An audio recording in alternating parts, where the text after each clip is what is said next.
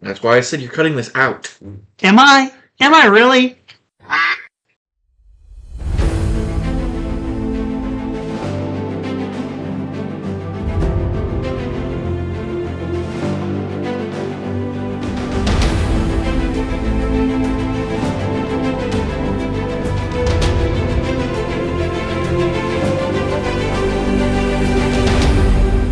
I am the DM. My name is Robin, and these are my players. I'm Robert. I am playing a Vulpine wizard named Austrum. He's kind of a wild western theme. His favorite spell is belly full of lead. Hi, my name is Jeffrey. I'm playing Thesian Balasar, a Barbarian. Who, let's just say... Sapphire Dragonkin Barbarian. Yes, a Sapphire Barbarian. Yep. You'll understand we'll have a very interesting contest. Well, all of these characters have some very fun backstory we spent a good long while working on. And we'll probably explore a little bit during this campaign, depending on how adventurous my my adventurers are, depending on whether they want to spend most of their time doing side stuff or going after the main story. We'll see. Alright. So, the way I particularly like to DM is it's very free-flowing. I have an end point and I have a beginning point. Everything in between is usually made up on the fly and is changed as it goes on. So there's not a whole lot of set structure to this. They'll be able to explore a lot of places, and since this map is mostly blank, they'll be charting some of their own new cities and stuff. Hey, we're blazing trails. I like it. So the main setting for our campaign here is going to be in this desert called Sonara. It is on a massive supercontinent that I have yet to think of a name for. I'll probably come up with one later. Anyways, so the main area for Sonara is going to be near the coast. And they're going to be starting in a city that has a lot of ties to other planes, to many marketplaces. So our opening area is going to be the town of Highway. Not bad. And the reason why it's called Highway is that it is literally the hub or the city of many highways to different countries. Most countries that have to go through the desert will go through Highway at one way or another. So it's again, that's also a placeholder name. I had one in place, but I forgot it, so we'll come up with something. I do like it. It's a crossroads town called Highway. I like it. Okay. You should keep it. Okay. And so it begins. So the town right now, the sky is very clear. Most of the time in desert places, it's pretty clear skies, maybe a couple clouds, but typically, more often than not, especially on the coast during midday, it is very super clear. Mm-hmm. The air breeze coming off the ocean is crisp. It has a slight tinge of salt and some more unpleasant fishy aromas because there is a major fishing area in that area. So definitely it has the processing and the fish market that people need, but where do you guys start from? Do you guys start from the planar bridge onto the world? Do you start from the marketplace? Do you come from the deeper desert? Where do you guys want to begin? Well, technically we're not together yet, so... I guess we could each start in different spots and go from there. Probably I will start from the deeper desert. Alright, so Jeff, you're coming from the northern end of the city, from the deeper desert. So the city is actually split by an X. So there is the North City, the West City, the East City, and the South City, and there's a big X that divides each section of the city into a compass quadrant. Okay, I can see that, yeah. Most of the people from the northern area spend most of their time in the North City, and vice versa. Typically the natives and the residential people will live mostly in South City, because it's closer to the water, trade routes from the deeper desert that take the riverways down to the ocean and vice versa. Most of the marine trade commerce goes through Southtown. And then West and East Town tend to be a little bit more lawless as they are more under the... they tend to be split with their allegiances between North and the South. So West tends to be more allied with South, East tends to be allied more with North City. Okay. Just because of the different political elements that go on here. Alright. So the desert is actually surrounded by 4 nations. So the main human tribe that live in the desert, who kind of are nomadic, are the Frachi.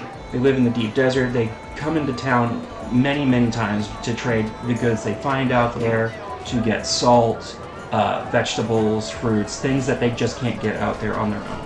All right. There's quite a bit of hostilities going on with the northern nation at the tip of the desert. The people from the north have been trying to push deeply into the city so that they can have a better access and control over the desert.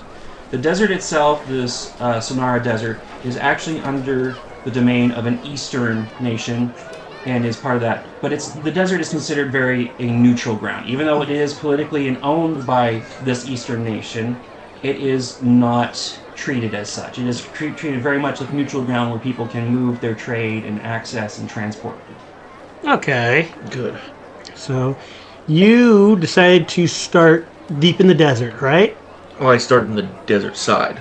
Okay. Where do you decide to start, Bob? I'm actually going to start in the planar bridge. That'll be in East Town. Okay, so who do you want to start with? Well, let's start with Jeff, because he's actually going through one of the more affluential parts, starting from the deeper desert, because the northern countries are very, very rich. And since that is where they typically are, a lot of the money from the north filters into Northtown. Okay. So, Jeff, as you walk down the main street, you're kind of avoiding people's carriages and other sorts of transportation. You've got floating vehicles that pass by. They're not being drawn by horses. There are horse-drawn things and carriages and such in caravans. And you also have many, many great beasts of burden, some tall as the buildings around you, who are pulling vast amounts of goods from the deeper desert. And somehow these big creatures, no matter how heavy their steps are, they never sink into the sand. In the deepest, most soft sand, they're able to walk over like a skimmer. Guess I'll start looking around. Right.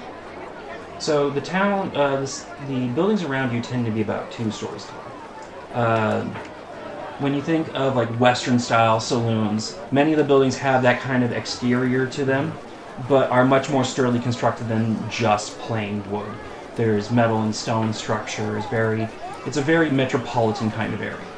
Okay. So as soon as someone opens a door, you can feel the air conditioning or the cooler air from inside push out and kind of mix with the hot air. And you see a gentleman, an older man, get thrown out of a bar nearby, and immediately the patrons on the inside begin screaming about shutting the door because it is a blisteringly hot day. In fact, since it is midday, most people are trying to get off the streets as quick as possible. Doesn't bother me very much. Nope. You were One born drunk got tossed out and everyone's going, eh. Since you come from the deeper desert, Jeff, and this is where you're from this world, you are very used to this sort of temperature. You've been around for a while, you've felt the temperatures, and this is nothing compared to the deep desert. The marine air is keeping things much cooler than it is deeper out there. So what do you want? What are you looking for, Jeff? What's your fancy at this moment? Well, let's see. Sorry, what was your character's name again? Balasar. Thesian Balasar. Thesian, okay. So, I like the way you said that. Thesian. So, what is Thesian's wants right now? Well, remember, Thesian is his... Technically, last Thesian's his last name, but the way they say their name is last name, then first name. Right. So I wouldn't be... So his technical first... Balasar is what he's known to his close people, to Yeah. his friends and family. Thesian is everybody else. Yes. That's how he introduces himself. Anyways, Let's see. so, since we are fairly new to this character, since Thesian has just come from the deeper desert, Jeff, is he hungry? Is he thirsty? What do you feel? He's been traveling many days. Yeah, thirsty and hungry. Alright. Sounds about right. So what do you want to do? Well, Well, I want to roll for... Well, can I roll for perception to see what kind of food stalls are... Alright, give me a perception check. Okay, which that would be a D20. D20. Per... That is a nat 20. Yeah, not 20. Yeah. Okay. Well, unfortunately, since you are just getting in, the market tends to be much closer to the center, where the main intersecting highways are of the X. So the area you're at right now tends to be more, not residential. The outer edges are kind of more small trade shop. So a lot of the people relying on heat and stuff, or things that don't smell very well, like leather workers, will tend to be around the outer edges of Northtown. Okay. So, well, Fair enough. I'm gonna have to start walking further in. Yeah, so since you've been to the city many times before, you know that the food markets and all that stuff is further in, and more importantly, closer to the river where it can move goods from the actual port into the deeper city easier. Yep. So I'll start walking towards there. All right. Robert, what about you? Well, so I'm starting off at the Planar Bridge. So do you mind if I describe what my character is wearing? Sure. To start off with?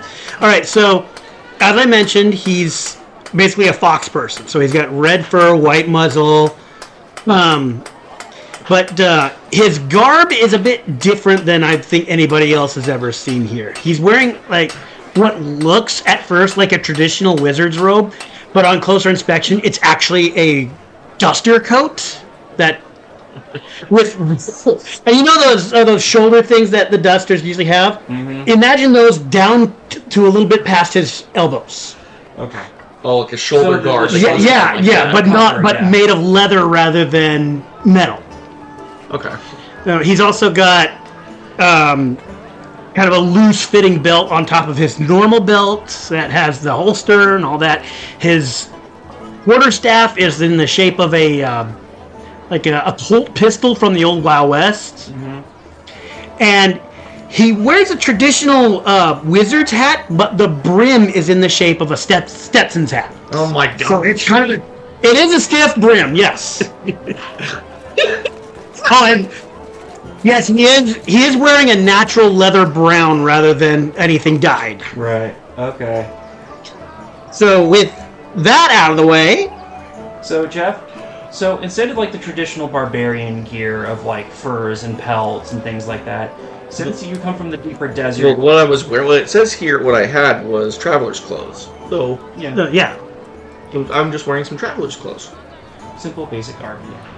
Yeah. I don't need very much. Although there is one big thing that makes me stick out: gigantic greatsword on my back. yeah, I'll say that makes you stick out quite a bit. Okay. So, Robert, roll a perception check. That's a D20. What's my perception? Do I have... I do. I have a +5 in perception and it... Oh no! What's it say? Is that a 16? Yeah, that's a 16. Alright. Plus the 5, so that's 21. Alright. So, since you're more magically attuned, you can feel because the planar bridge behind you is massive. This portal that allows the transportation between different worlds is huge. It is easily the size of a football stadium. Of the stadium itself? The entire stadium itself. Nice. And it is as tall as like the St. Louis Arch. It is wow. big. That is big. It has to be, because sometimes the shipments that move between realms do tend to be also airships and other sorts of goods and bigger creatures. Fair enough. So sometimes even massive dragons have to pay the fine or pay the toll to get across the bridge. Yeah, Fair enough. That makes sense. Fair enough. Since you're so magically attuned, you can feel the energies of the bridge behind you. You just stepped through, it felt like a very long but short tunnel. So you can tell that vast amounts of magic distance have been crossed in a very short distance. Oh. You can feel that difference of going from one world to another. You feel it in the air. The air is different. The magic here is much more abundant and accessible. It is vibrant. Oh. To your magically attuned senses, you can even kind of see some eddies in the air as you see it travel by.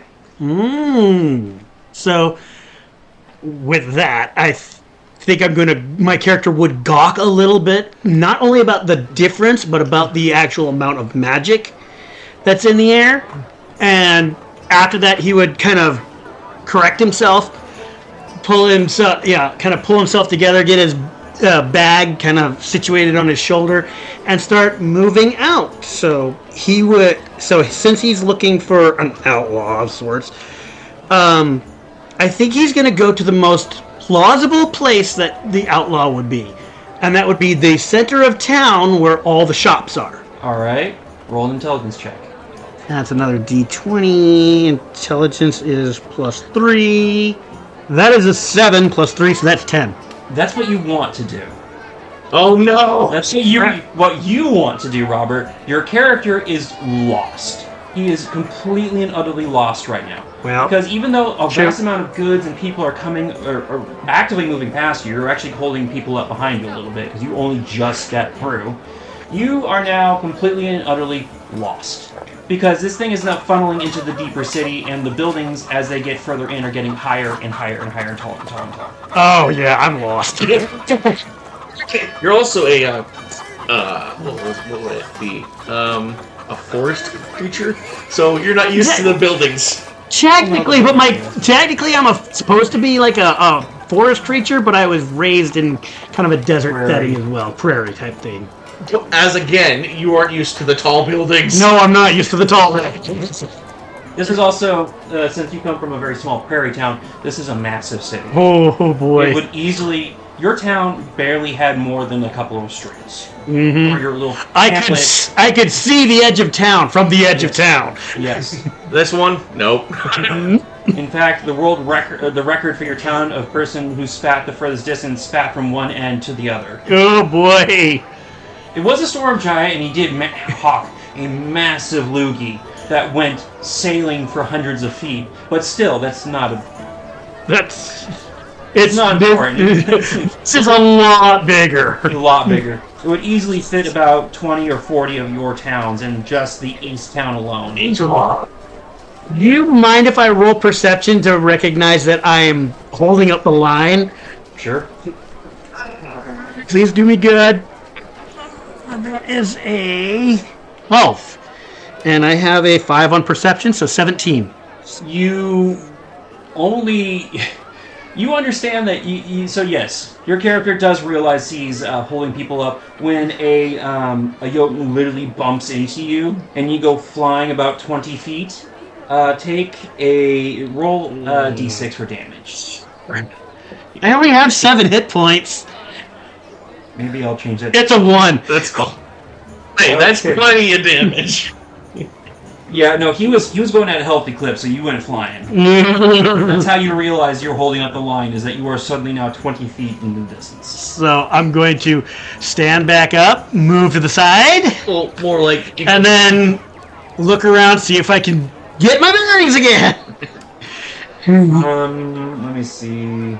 Hey, Robert, roll 2d6 for me. Because you're prone right now, so you're at disadvantage. Oh no. 2d6. And then take the lower number. So first one's a 4. So I'm at disadvantage. I'm taking the 4. Because the second one was a 5. Well, oh no! You're getting trampled. Well, kind of. So what happens in... Oh, I can't. I may accidentally kill you within the first few minutes of the game. You may have to restart the campaign here, but... Anyways. So you're knocked prone, and you are trying to scramble. Now people are kind of going around you because you're not actually blocking things, and people are not just coming through the portal right now. They're actually moving around you, so you're not holding up the line or anything. People are moving around you. Things are moving around you. The vehicles have their own, and other sorts of caravans and stuff are on the far edges. So they have their own path. Their own lanes that they take. So you are not being crushed, and in fact, the Jotun who knocked you over picks you up gently. He's wiping the sweat from his forehead because he's literally not used to the level of heat right now. Mm-hmm. And you can kind of feel as soon as he flicks it off, some of it accidentally hits you in the eyes, and it feels like ice. Oh. That's why That's uncomfortable. And he goes, "Sorry about that, little guy. Didn't see you. Why were you stopped in the middle of the road?" Kinda lost at the moment. You have to roll. Oh boy. Am I rolling what for? First off, for I would say give me a Constitution check.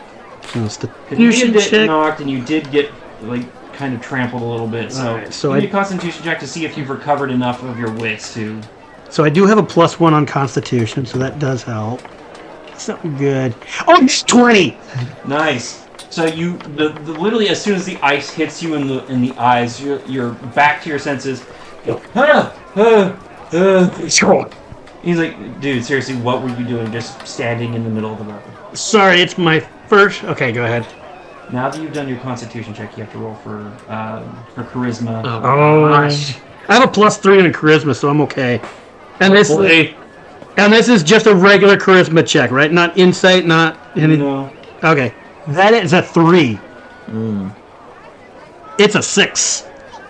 You try to be charming, you really do. You're trying your level-headed best to kind of recover your charm here, but you're immediately overwhelmed. You're literally hanging by one arm. You just had ice thrown into your eyes. You're in this sweltering heat of a desert, and you are being surrounded by buildings that make even the tallest ones from your hometown, even the wizard towers, look tiny. They look like a stick in comparison to a termite hill. East Town is very rich and the buildings are very tall. So instead of saying what I want to say, all that comes out is and somehow the Jotun's like, no, I got you, I understand what you're saying here. I'm a little overwhelmed myself, but you probably should be on your way. Thank you. All right. So, as that did not go the way I wanted it to. So, Rob, all you had to do to roll to pass the charisma was roll a 12.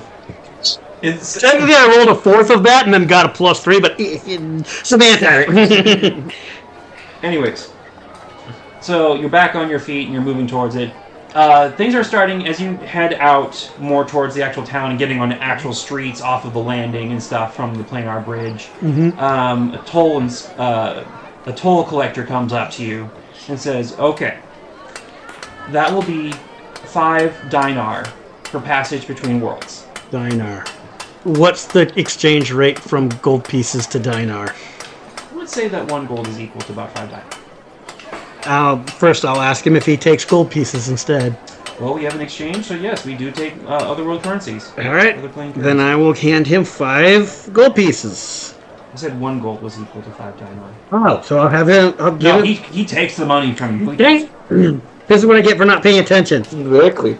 So I will write this down in my notes now. So the toll agent kind of looks over to you and says, "Okay, so you're new here. There is a couple inns and a couple towns and things, or not towns, sorry. A couple inns, a couple hotels and things along the streets here. Some of the better ones do tend to be closer to the center of town where the marketplace is. That is where the vast majority of goods and stuff are. A vast majority of the stuff on sale are. That's where the most information is. So if you head to the center of town, you'll probably find the best lodgings there. Oh, you know, I never figured out how much money I had, but since I'm a bounty on her, how much would I have? I wrote down how much gold pieces you've got. You did? Where? Yeah, right there. 25 gold pieces, since I'm a bounty hunter. You're a little short on funds, so we'll say the 25 is, fairly good right now. You just spent a great deal of time chasing people down in the desert, so... So right now, you're a little in short bounties. well, no, you're not turning in bounties until you get them. So this is what is left over after your most recent trip has failed. And your part of town is actually fairly scarce, because one, it's North Town, it's rich, and there not going to be as many people wandering around. Everyone in that part of the town has already gotten where they're going to go, and is waiting for the heat to kind of subside a little bit before they get back to business. Joyous. The only people you do see are the Frachi. And they're the ones who are kind of about you, bustling about. There's not many of them, but there's a good number of them just going about their daily business. They're already dressed and ready for the heat. Trading for salt, flour, things like that, from the meats and the hides that they've picked up from the deeper desert. All right, so you guys are heading towards the center of town now. Mm-hmm. Okay, so here's a good question. Do you guys want to wander a little bit, or do you guys want to take public transit to get to the center of town faster? I'm a Dragonborn. I don't really need to go that fast. Also, I'm probably not used to the transportation around here, so I think I'm going to walk. Okay. But I'm also going to keep my eye open for, the bandit of sorts. But I'm also going to keep my eye open for anything that catches my eye, like goods and potions and wares and stuff like that. Maybe scrolls. Can you pause the recording really quick? On pause. There we are, recording again. So during the break there, I came up with a name for the world that we're in. It's called Tyvin. Tyvin. And they are in the Sonara Desert in the city of Highway. Which doesn't get any dumber the more I say it, even if it is a good name. Which it does. Well, no, sorry, it does get dumber the more I say it. I regret naming it now it's stuck that way. It works so well, though. It does, and that's the problem. Yep. Kind of wish you would have let me rename it, but oh well, it's stuck. By the way, Rob, you are... Okay, so I just rolled for something, and roll me an intelligence check. Intelligence. It's just a regular intelligence, yeah? You're not at advantage or disadvantage, no. All right. Just want to make sure. That's if I'm evading. All right. So that's saving throws. So yep. All right. So I have a +3 on intelligence. What is it? It's a 5. Push an 8. That's a total of 8. I think. Dang it! You see the criminal out of the corner of your eye. Oh dear. You see that measly varmint who violated your home, your family, spat on your ancestors' graves. So I'm going to try again and make sure that it's who I think it is. Ah, God! I'm a Jason! I really wish you would have met it. I really wish I would have. You just needed a 13. He turns around, looks at you, and he just sees this fox person with a gun, focus, your arcane focus, staff, in hand, running straight at him, eyes locked, and he books it.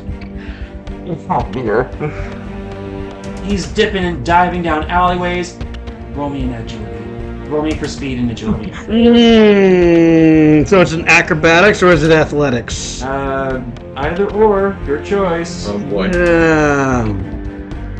Depending on what I want to do. So, since he's dipping and weaving, It'd be acrobatics, Rob. I'd probably. I don't have.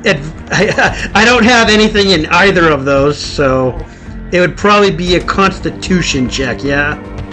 No, it's Dex. Right, roll. Oh no! Roll a dex.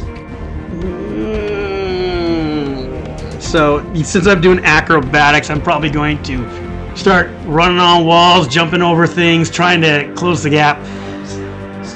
Come on, stop rolling! It's another 3. Plus 1, it's a 4. I missed it. Cat walks down an alleyway and you trip. Oh no, poor cat! The cat is also a bit bigger than you're thinking. Oh! It's not a house cat. It's a cat person. No, it's not a cat person, it's a lynx. Oh, it's a hairless lynx that's particular to this area. Come on. So now you have a bunch of angry claws all over you as you stumble and tumble with this hairless lynx down the alleyway as you see your quarry literally just dip around a corner and gone. Dang it. Alright. Now you need to roll for something else. What am I rolling? Roll for agility to untangle yourself from the Oh, that's gonna have to be a strength check. Okay. Here goes, I have a 0! 14. You are bleeding, so I would say take 2 damage. You literally have this thing in your face. I'm down to 4! But you manage to convince it through strength and after untangling yourself that you are not worth the continued effort. Oh no. And it runs off to go and find dinner elsewhere. Ouch. So you're battered, bleeding, you just tripped, and your quarry is gone. Best introduction ever! See what happens when you try to make a wizard do athletics. No. By the way, you have earned the name Harple. Anyone who knows anything about D&D and knows the Harple family, this will sound pretty apropos for the course. Oh my gosh. First time. I've been trying to go away from that Harple thing. Nope, I walked right into it. Yep. Ran right into it, in You're fact. adopted. I nearly killed someone. Oh, boy. That was perfect timing. I hate to say this. That just reminds me about your brother. Oh man, all I've got is mending, which doesn't do anything for my health, for my hit points. So I'm going to. I would use it. Your clothes are. These links have long. Okay, so yes, I will use mending on my clothes then. Okay. And it's a cantrip, so I can keep doing it. Okay. Okay, so that aside, Rob, I was rolling 2 dice to see if he was in town or wasn't.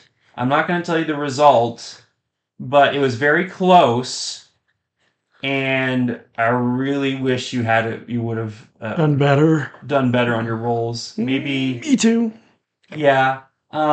That's okay. Roll intelligence, please. I want to tell you more. Roll intelligence. Roll intelligence. That's plus I just have to... 3, and it's not perception, not arcana, just regular intelligence. Oh my goodness. 7 plus 3, it's a 10.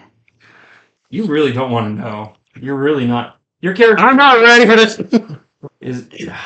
You feel like you had a moment of like you're so close to a moment of inspiration, like, oh, there, I just remembered something I saw about him as he turned the corner, and then a drop of blood falls into your eye and distracts you, and the thought is completely gone. Dang it! With that, and my clothes finally mended, I'm probably going to see if I can find my way back to the main street that I was on and make I can my tell way you this. towards I the center. Here's the thing I can bet. You're no longer in East Town anymore, is what I bet. No, he's still in East Town. Oh, he is. Big. Jeez. It's big. East Town is huge. I'm betting that I didn't get very far in the chase. So it'll probably be a lot easier finding my way back to the main stretch. In fact, you hear people laughing behind you because you're literally less than a block away from the main street, and people are watching. I'm going to tip my hat down and keep on walking. Okay. Give me a perception check. I want to make sure you're going the right direction. Oh, God. Oh, good. I actually have perception. So that's a plus 5. 16, that's 21. Okay. So you line yourself up with the sun, the way the buildings are orientated, and how it is, and you start walking towards the center of town. I was really hoping. I gave you the lowest I felt was, like, for a city that you've never been to. I gave you a 12 to match. Oh, good lord. In fact, 21 on a 12. In fact, most of the stuff I've been getting you to do only required a 12. Why? It wasn't that difficult. I wanted to be something challenging because you're in the middle of like high emotions and apparently concussions. Apparently lacerations. Oh boy. So how was your day, Jeff? Jeff is just having a grand old time just walking through the North City. I think we've spent enough time on Rob. We'll move back to Jeff. Fair enough. So Jeff, you've actually gone a good distance in the... Well, because I do have 30 movement speed, so... We both have 30. Except he's actually been moving towards the center of town. You got distracted. Yep.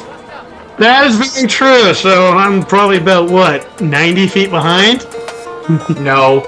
A good bit. It took you a bit, to... Well, no, you're not that far behind. He was actually got there before you, like about an hour or two before you, because he came through the desert. That's true. So, Jeff, you notice that the sand... Or actually, give me a perception check. I actually need to roll this stuff. 14. Do you have any perception on you?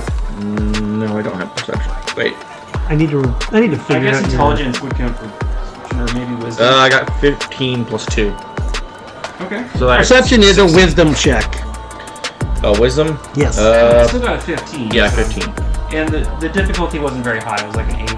So you can feel what was basically just a sand path begin to shift from sand to more cobblestone underneath your feet.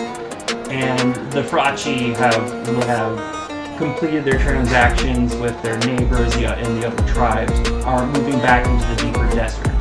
Which sounds insane because they're doing that during the middle of the day when the sun's literally at the highest, but they are done with their trading and heading back out to the desert. Yep. Okay. Off to your left, you see a group of Nivon soldiers. They're the nation from the north that's been causing a lot of problems. You've seen them every once in a while. You try not to interact with them very much. They're marked by big red cloaks and clothes. So they look very similar to that of like a cross between the redcoats of the Civil War and like a Russian soldier outfit. Okay. So it's these deep red, not robes, but cloaks and overcoats with these tall hats that are also red, and they have these metal rivets going down their spines. On their clothes? On their clothes, yes. Okay. Down each side of where their spine would be is a metal rivet down the back. Okay. And those metal rivets actually attach the cloak to their underclothing. Okay. Rob's thinking of ideas. No, I'm trying to imagine this. And they give pretty much everyone a dirty look as you walk by. Like, keep on walking, don't stop. Yep. So it's kind of like mafia dirty look, like nothing here, keep walking.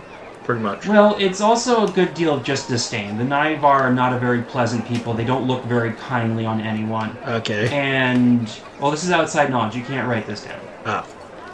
Because your character doesn't know. Right. My character doesn't know. No, because your character's new to the area. Oh, yeah. New to the world. New to the entire world, yeah. But this I can explain to Jack. Yes, The I've been Naivar here. have tried to invade and take over the city of Highway 5 times. Oh my God. And they have failed every single time. One, because of the vast amount of distance they have to cover to actually bring goods in. And two, because they are not dressed for the area. Oh, no. Because when I said that they look like they're wearing Russian, like, winter soldier-like clothing, they Oh. are literally wearing that clothing in a desert. So it's like... What? It's literally just this thick kind of meant to keep you warm clothing in a warm area. I never said they were bright. Ugh. In fact, Okay. he wanted the Fracci look at them and, like, cajole them and say, "Hey, how'd you guys like those Fracci and eggs you had last time?" And the soldiers give them death stares and, in fact, begin to chase them off into the desert. They are gone. In fact, the person who made that comment is just disappeared. Literally disappeared. They're 1 second, gone the next. I want to learn how to do that.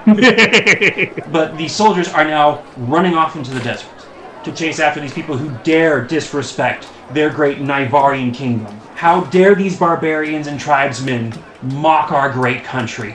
We will own these lands soon enough, and you savages will be in chains. With flows like that, good luck. Well, hopefully you aren't anywhere near that. No, I know, but...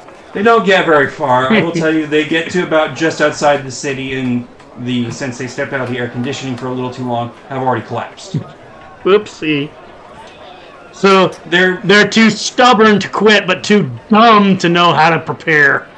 No, not too dumb to prepare. It's literally their pride. Ah. They wear that out of pride. Like, we can survive these colder northern lands. We can survive a little heat. That's why they're dumb. My character just shakes his head a bit and just keeps walking. By the way, you were there for the Fraccian egg incident. It's called the Fraccian eggs because the Fracci people were not very happy with the Naivar soldiers. They were causing problems. They were trying to enforce rules that aren't there. Like, they were trying to enforce the rules of Naivar on the people of Highway and on the tribesmen. So what they did is that they took these eggs from their chickens, and they magically reassembled them, using a couple bits of binding and some minor ward of explosion. I knew where this was going. It's like egging a house, but 100 times worse. No, they were given as gifts to them to eat. And the thing that you don't know is what they put inside them first, before they reassembled the egg. Oh. Literal, just, like, they grabbed a massive pile of their livestock's feces. Oh, it's just... No, they were like boiled eggs kind of thing, so they would bite into them. Missing the yolk. Oh, Not the yolk and the whites, everything. good lord. So a minor explosion goes off in their mouth, and it's just filled with poop. Dude, They consider it one of the blackest days of their empire. it's the blackest day, and not No, them losing 5 times in a row. No, it's not. The slight to their pride is considered a black day. Oh, okay. So they have a lot of black days then. This is the darkest day of our history. We have been disrespected by poop eggs.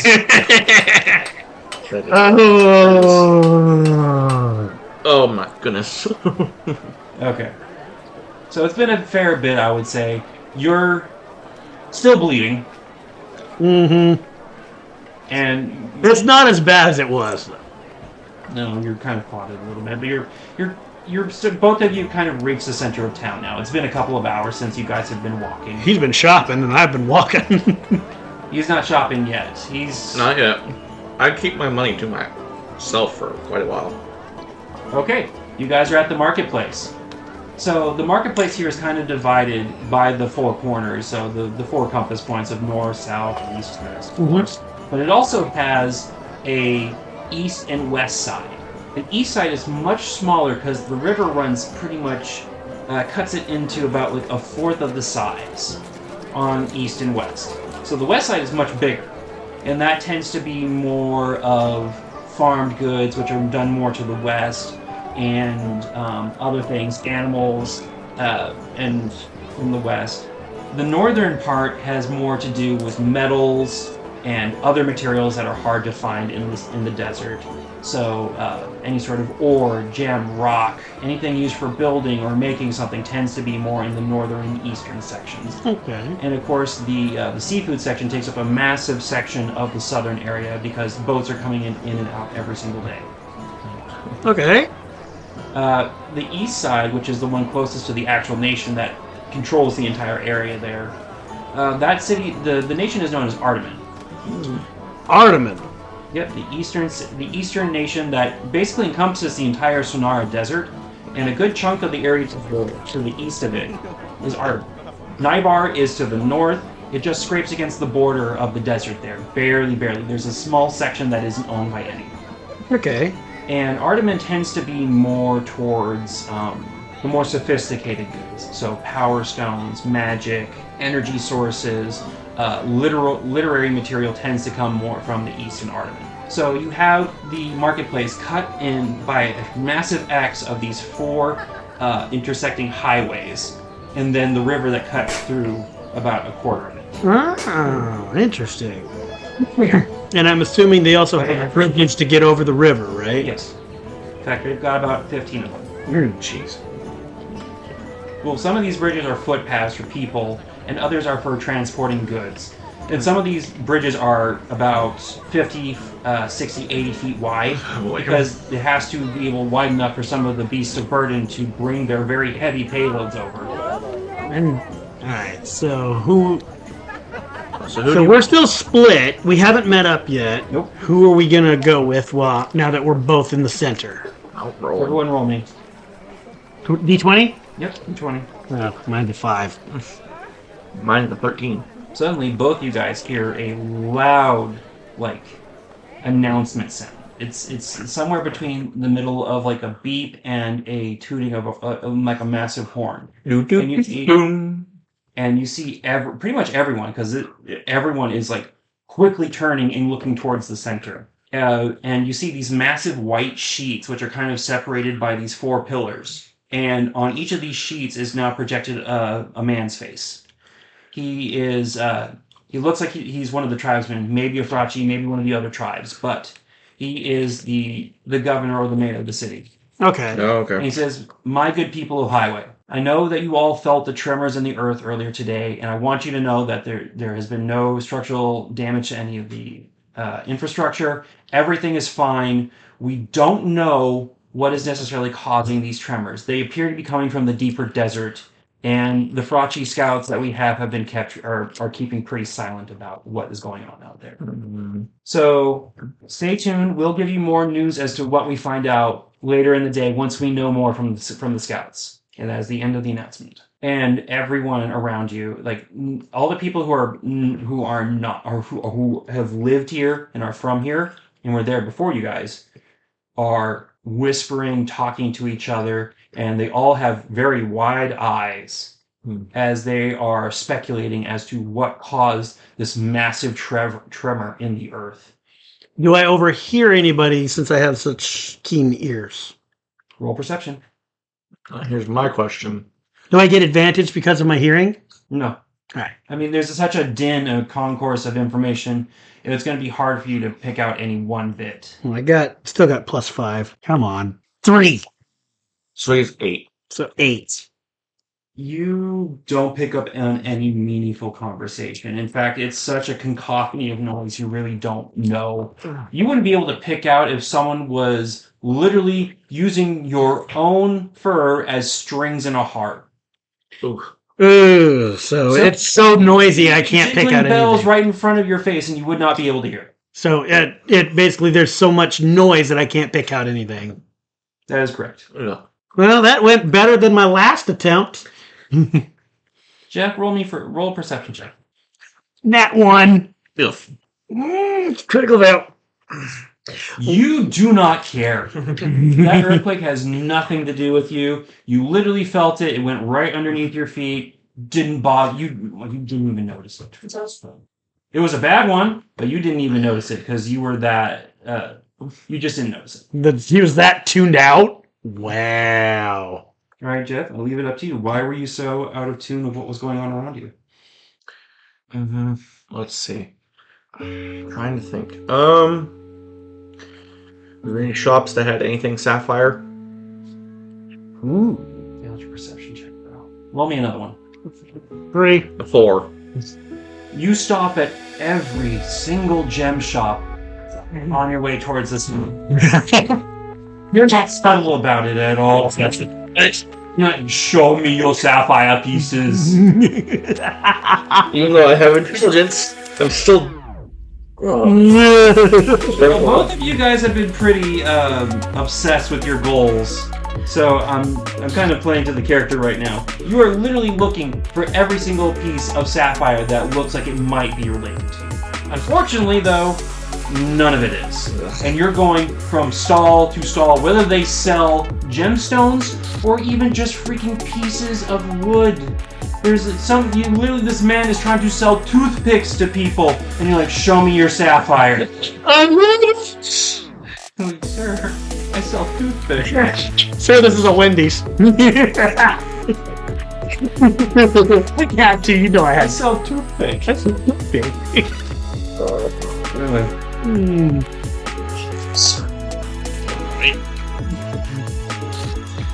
Okay, please, guys, you gotta roll better than this. I know I gotta roll better than Put a this. challenge on that one. Alright. Both of you roll again, please. My bullet dice hate me today. Exactly. Yes, they do. I rolled a 13. I rolled a 3. Well, technically 14. And thanks to my intelligence, it's a 6. I'm doing so bad. Jeff, you're still pretty obsessed, but you've pretty much given up at this point. You realize that the likelihood of you finding any of the sapphire pieces you're actually looking for, like the pieces that actually have ties to you and your people, is next to non-existent. There are none here. Well, might as well go towards the food shop. I think I'm gonna do the same. Man, it's probably been a while since I've eaten, huh? Yeah, you had breakfast, but it's been a few hours now, so that's up there. Anyways, please, guys, please roll me some good perceptions here. You first, Robert. A 7 plus 5 is 12. 18. Nice roll. 18. Okay, Jeff. So you know that the vast majority of the actual food stalls are actually in the dead center of town, in the center of those 4 pillars. They're massive and they're wide, so it's a pretty big area. And those sheets are ginormous. They are thousands of feet long and about 200 to 300 feet wide, which is why they're able to project people's faces on them and not and everyone be able to see them. So you head to the exact center, and there's food stalls galore. You've got all kinds of foods from different quadrants, different areas of the... And in fact, the center place is probably where one of the most amounts of business are because of the the exchange of cultures and foods. You've got Barbarian, like baked goods. You've got artesian cheeses and wines. And you've got some of the western and southern seas areas, some of the island areas that are to the Gulf area. So like, fish. it's like fish fry and barbecue and that kind of thing. Well, the western area actually tends to be more... The foods from the western area tend to be much more vegetarian. So there is meat and stuff in it, but they tend to have more grains and things like rices, curries, and couscous and things like that. So they have a wide variety, but a lot of their foods tend to be accentuating or accessories to the main food, which is the centerpiece of their diet, which would be the rice, the potatoes, and other sorts of grainous foods. Okay. I can see that. So, Rob, what was your perception again? It was a 12 total. So 7 plus 5. You are, I don't know if it's because of the concussion or the blood loss that you've experienced recently, but you're seeing that guy's face everywhere. And you are following random people this way and that and getting yourself more and more lost. At one point, you somehow end up literally staring at a baby in a buggy, and it looks like the person, but you know it's not because he wasn't that small earlier. Dang! You're seriously wondering if you should punch the baby. Or just punch myself in this case. But I'm afraid I might do too much damage and kill myself. Don't roll. Do not roll. I'm not going to make you roll for that. I'm just going Please roll. to ignore it and try to get something to roll eat. me another perception or wisdom check. 18 plus 5 on perception. Finally something good. It's 23. Okay, you take a swig of water from your canteen, you douse your face a little bit to kind of try and wash the blood off, and Get myself back into reality. yeah, kind of douse yourself a little bit. I blame the heat. Anyways, so you kind of get yourself back together enough to go, okay, he's not here. That is basically the takeaway. He's not here. He's not here, and you finally orientate yourself towards the dead center where you can smell the vast majority of food coming from. Okay. So spiced curries, spices, fish, Awesome. and you head towards the food. Okay. Yep. So if I had to ask this question, what do you guys feel like? What do you think your character's favorite foods are? What do they prefer to do? Well, since I grew up mainly in the prairie, I'm guessing some kind of... And since I'm basically a carnivore, so some kind of prairie-type meat, like maybe cattle or something? Probably would be, for me, since I've been here enough, probably rice and a very hearty, meaty curry. Okay. So Jeff, since you passed and you know this area fairly well, you start heading more towards the western side, where it does tend to have those curry-based dishes and things like that. Things that are a bit more balanced when it comes to actual dietary needs and things like that, but are spiced in a way that makes them pleasant and just a great overall experience. Price for the meal. Since I have gold, I'd have to get it split. Well, it is 5 dinar per 1 gold piece. Roll for person. That's persuasion, right? Yes. I rolled a 15 and 16. Yeah. Persuasion is charisma. Okay. So you immediately pick out your favorite place. It's the most expensive one, but the dishes are to die for. Okay. So they don't do the typical like rice, really. They do couscous and things like that, and they slow cook it in broth. So it is at the perfect. The flavor is infused into the material, and they have wonderfully sauced and spiced. So it's not steak. It's kind of like a lamb, but it's not lamb. So I'm sorry, mutton. So it's basically. Oh yeah, mutton. Yes. So it's basically a spiced kind of mutton that is very tender, and they do it in like a tandoori oven kind of stuff. And that will cost you 2 gold pieces. Okay. So, It's an 10 dinar? expensive dish. An expensive dish. Yeah, 10 dinar. Yeah. So I have now 23. question. Do I see him get his dish? No. Dang. So I guess I'm going to look Hey, around. I'm here for my usual. All right, roll again for charisma.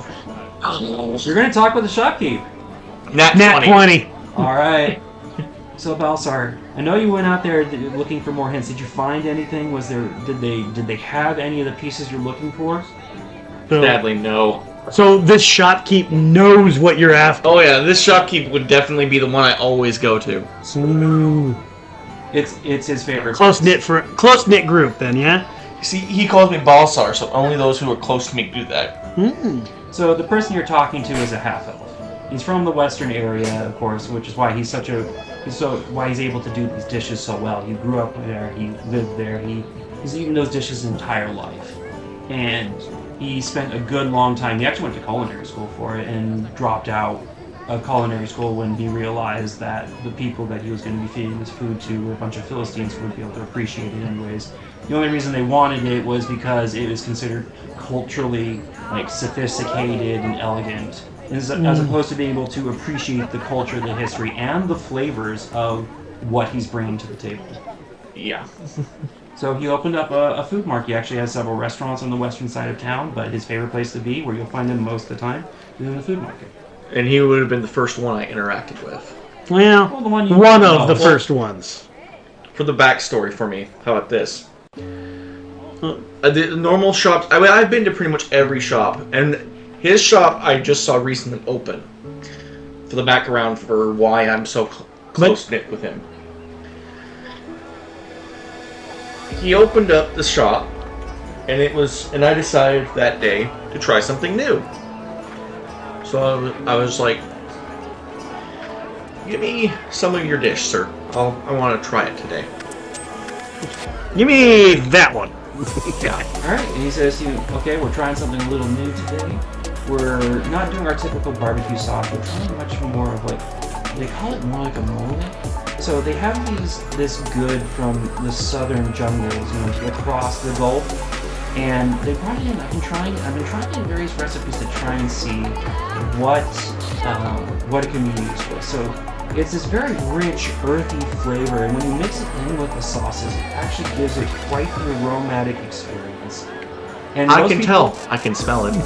It smells good. And most people actually, they've been bringing that to their loved ones and their significant others for some good times. All right, so he grabs a big old plate, dollops on a good chunk of some grains on there for you. It's fresh. It's steaming hot, he's been washing and cooling these things for the couscous for a while to make sure they were soft. And then the actual cooking oils was actually a chicken stock. Oh, that sounds really good. So he throws the couscous onto the plate there. He grabs out of the oven the grilled meats, the tandoori meats, and he places them on top. And then using a couple sprigs of parsley, uses them to pull that are attached to the end of the thing. He holds the sticks of parsley, and he takes his hand and pulls the steaks out. And out of the steaks, or out of the meat, you just see this beautiful juice just start to flow out. And then he takes a ladle from the dish, from the pot on his right, gives a helping dollop of this brown sauce that has been all the rave recently. Since this is the backstory of it, I'm going for. I love this. When I take the first bite, I go, "You're gonna see me more often." It's high praise. And then it just sort of evolved from there, didn't it? Well, there's that, and then there's also the fact I tell him, honestly, the food around here has been rather bland lately. I'm glad you came by. Well, culture, company, all gives its own unique flavor. And right now, the flavor and the company in this city has been sorely lacking. Agree with you completely. And so, that's how it started. And it's been, 4 or 5 years? Maybe more, depending. Well, because technically I am a long-lived, so... Infinitely lived. You don't know that, remember? My character doesn't. Outside, he's metagaming right now, but his character doesn't. My character doesn't know. No. And I will seriously punish you guys for metagaming if you guys do it. So Yeah. Good to know. anyway, so the chef turns back around to start grilling up some more meats to put in the oven to replace the ones he just took out. And you sit down at one of the nearby tables and begin to chow down. Oh.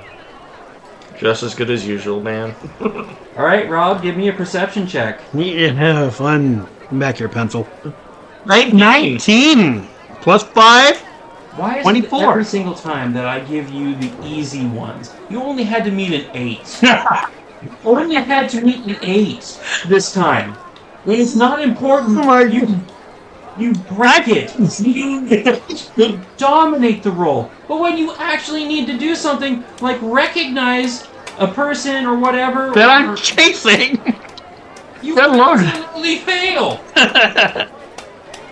I have no clue.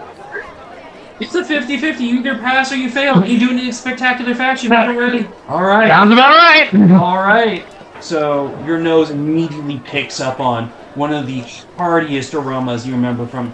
You smell the rosemary, the salt and pepper, and this thick cut of steak. I'm gonna follow my nose.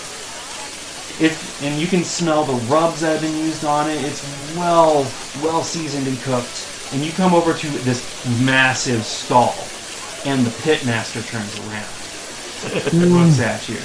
Roll for charisma. I have a +3 to charisma. Yo, God. It's a 7, so that's a 10. Okay. Oh, you passed it. I passed it. The difficulty was set as 5. This man wants money. He's trying to fish up customers. Okay. The person you're looking at is this big old burly dude. He's got this blonde hair that's kind of swept back into a braided ponytail. Fair enough. And he's got this big old handlebar mustache. Ooh. Big handlebar mustache. Now that's a pitmaster. And he's not wearing a shirt, but he's got the apron and the coveralls and everything, and his muscles are huge. So instead of him taking, like... What race is he? He's human. Okay. So instead of him just taking, like, a rib or using, like, tongs or whatever, you just see him stick his entire hand in there and lift out this massive rack of ribs. It looks like to be, like, almost the entire side of, like, some sort of cattle or buffalo or something. And he's got it in one hand, and he's looking at it, readjusting, kind of going... No, not ready yet. Putting it back in. Is that stall next to mine? No. Okay. Not even close, probably. No, because this stall focuses heavily on meat.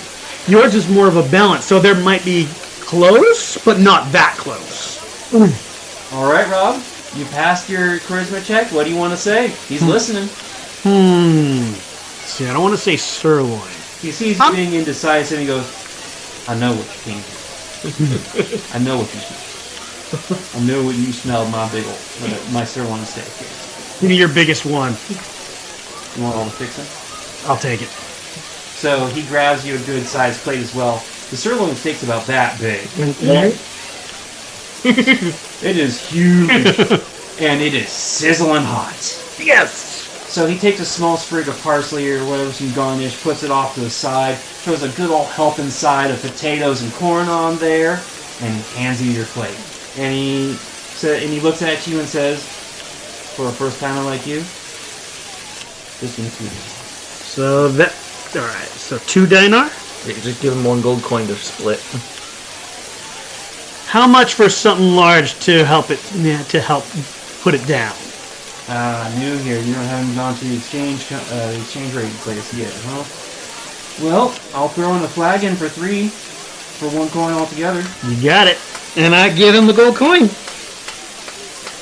He grabs you this big old tankard. It is honestly, like, his hand is huge. So, like, hold a basketball with a palm kind of huge. So it's bigger than your water bottle. Oh, he could easily just... Instead of like holding onto the handle here on the top or whatever, he puts his hand around. This is his cup. His hands around the side and lifts, and he just holds it. That he's comfortable like that. So he gives you a flagon that's not quite as big. It's a little thinner. It's like about half the size of this gallon water bottle. And he fills it with the coldest apple cider, hard apple cider for a hard-working man. And he gives it to you with your plate. This cold drink and this hot plate of steak and potatoes. I'm just drooling right now. He says, see you around.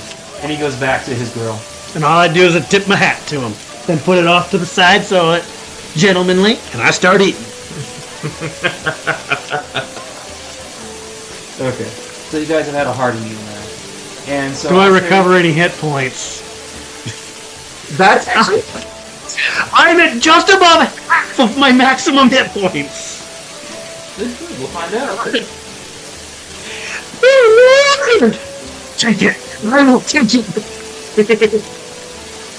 They restores you to full. I don't know what it was about it. Maybe it was the way they did it. Maybe there's something else going on. Or maybe I was just that dang hungry. But you are back up to full. Not only that, you have 2 temporary hits now. Ooh, I'll take it. Okay. Again, you hear that loud, like, trumpeting announcement noise coming, and you guys look, and since you guys are on the inside now, you look up and you see it on the inside as well, those big old banners, white banners. And you see that same person's face again, the announcer, and he says, "To my good people of Highway, I have some news for you. Our scouts out in the desert have told us that the cause of this has come from the deeper desert. Something has erupted out of the sands itself. It looks to be a massive ruin. And from what we can tell, the signals and the magical messages this place is giving out, we've been getting these messages and warnings for the past 5 months. So the recent fights and huge influxes of people may be tied to these messages. It appears to be a message calling all to gather and come." All right, I'm interested. Roll for intellect. Oh, joy. Oh, And also roll for wisdom. Oh, frick. 19 for intellect. What do you have on intellect? Is it? It's a +2, so that's a 21. I'm going to re-roll it because that was skiffed. Skiffed. 11. 11 and 1. Wisdom. So 12 on wisdom. 12 on wisdom and 21 on intellect. Okay, so you only vaguely understand the connotations of what he meant. You understand what he meant by the deeper desert. He's not talking about the actual desert. No. He's talking about the deep desert. Because what most people don't know is that the desert is actually tied to a desert plain as well. So when he's talking about the deeper desert, he's talking about the desert in the desert, or leading to another desert. So certain areas of the desert are actually invisible portals to a bigger, more desert area. Reinhard Gates. Interesting. Robin, it So when says, he's talking about passive wisdom perception. 11? Any kind of wisdom perception, I believe that's Oh, it's +2, not... Okay. All right, well... So you don't understand the rest of what he's talking about. You haven't been detecting any weird magical signals or voodoo telling you to go into the desert. But you do understand what he's talking about when he's talking about the deeper desert. He's not talking about the land surrounding you or the land that anyone can walk to from many places. He's talking about those small pockets of desert that lead to a desert plain. But I wouldn't And know these that. earthquakes... No, you wouldn't. You wouldn't, I would know, since I'm from the desert. All right, Rob, I want you to do the same thing. Perception? Yep. Perception and wisdom. So Intellect and wisdom. intellect is For perception. that's actually a 12. Plus 3, that's 15 on my intelligence. Plus 2. It's a 2 plus 3, so that's 5 on wisdom. Okay, so the thing that comes to your mind is, hey, this guy I've been chasing might be interested in something. Maybe it ruins means treasure and money. Well, that's a good conclusion to come to. So now your interest has been raised because this might be an opportunity for you to find the bandits. The only reason why I'd be interested is because that's dangerous stuff. Well, you also think it could have some of your artifacts. No. No. He doesn't think that at all. Oh, really? You have to No. think that. But you do realize that old places usually mean old magic, and old magic might draw other old magic to it. Oh, yeah. Good point. But the worst part here, Jeff, is that you realize this is going to be a race. Because now the announcements are constantly going out. Constant information updates are coming through about signals and about records of the ruins out in the deep desert, and people are getting more and more excited. You guys are here on day one. This is going to go to travel to many countries and many realms, because the people who just heard this are also leaving as well. That's true. Which means the roads are about to get a whole heck of a lot more dangerous. With the news spreading that fast, yeah. Comes up with one here. This is the one last bit of information.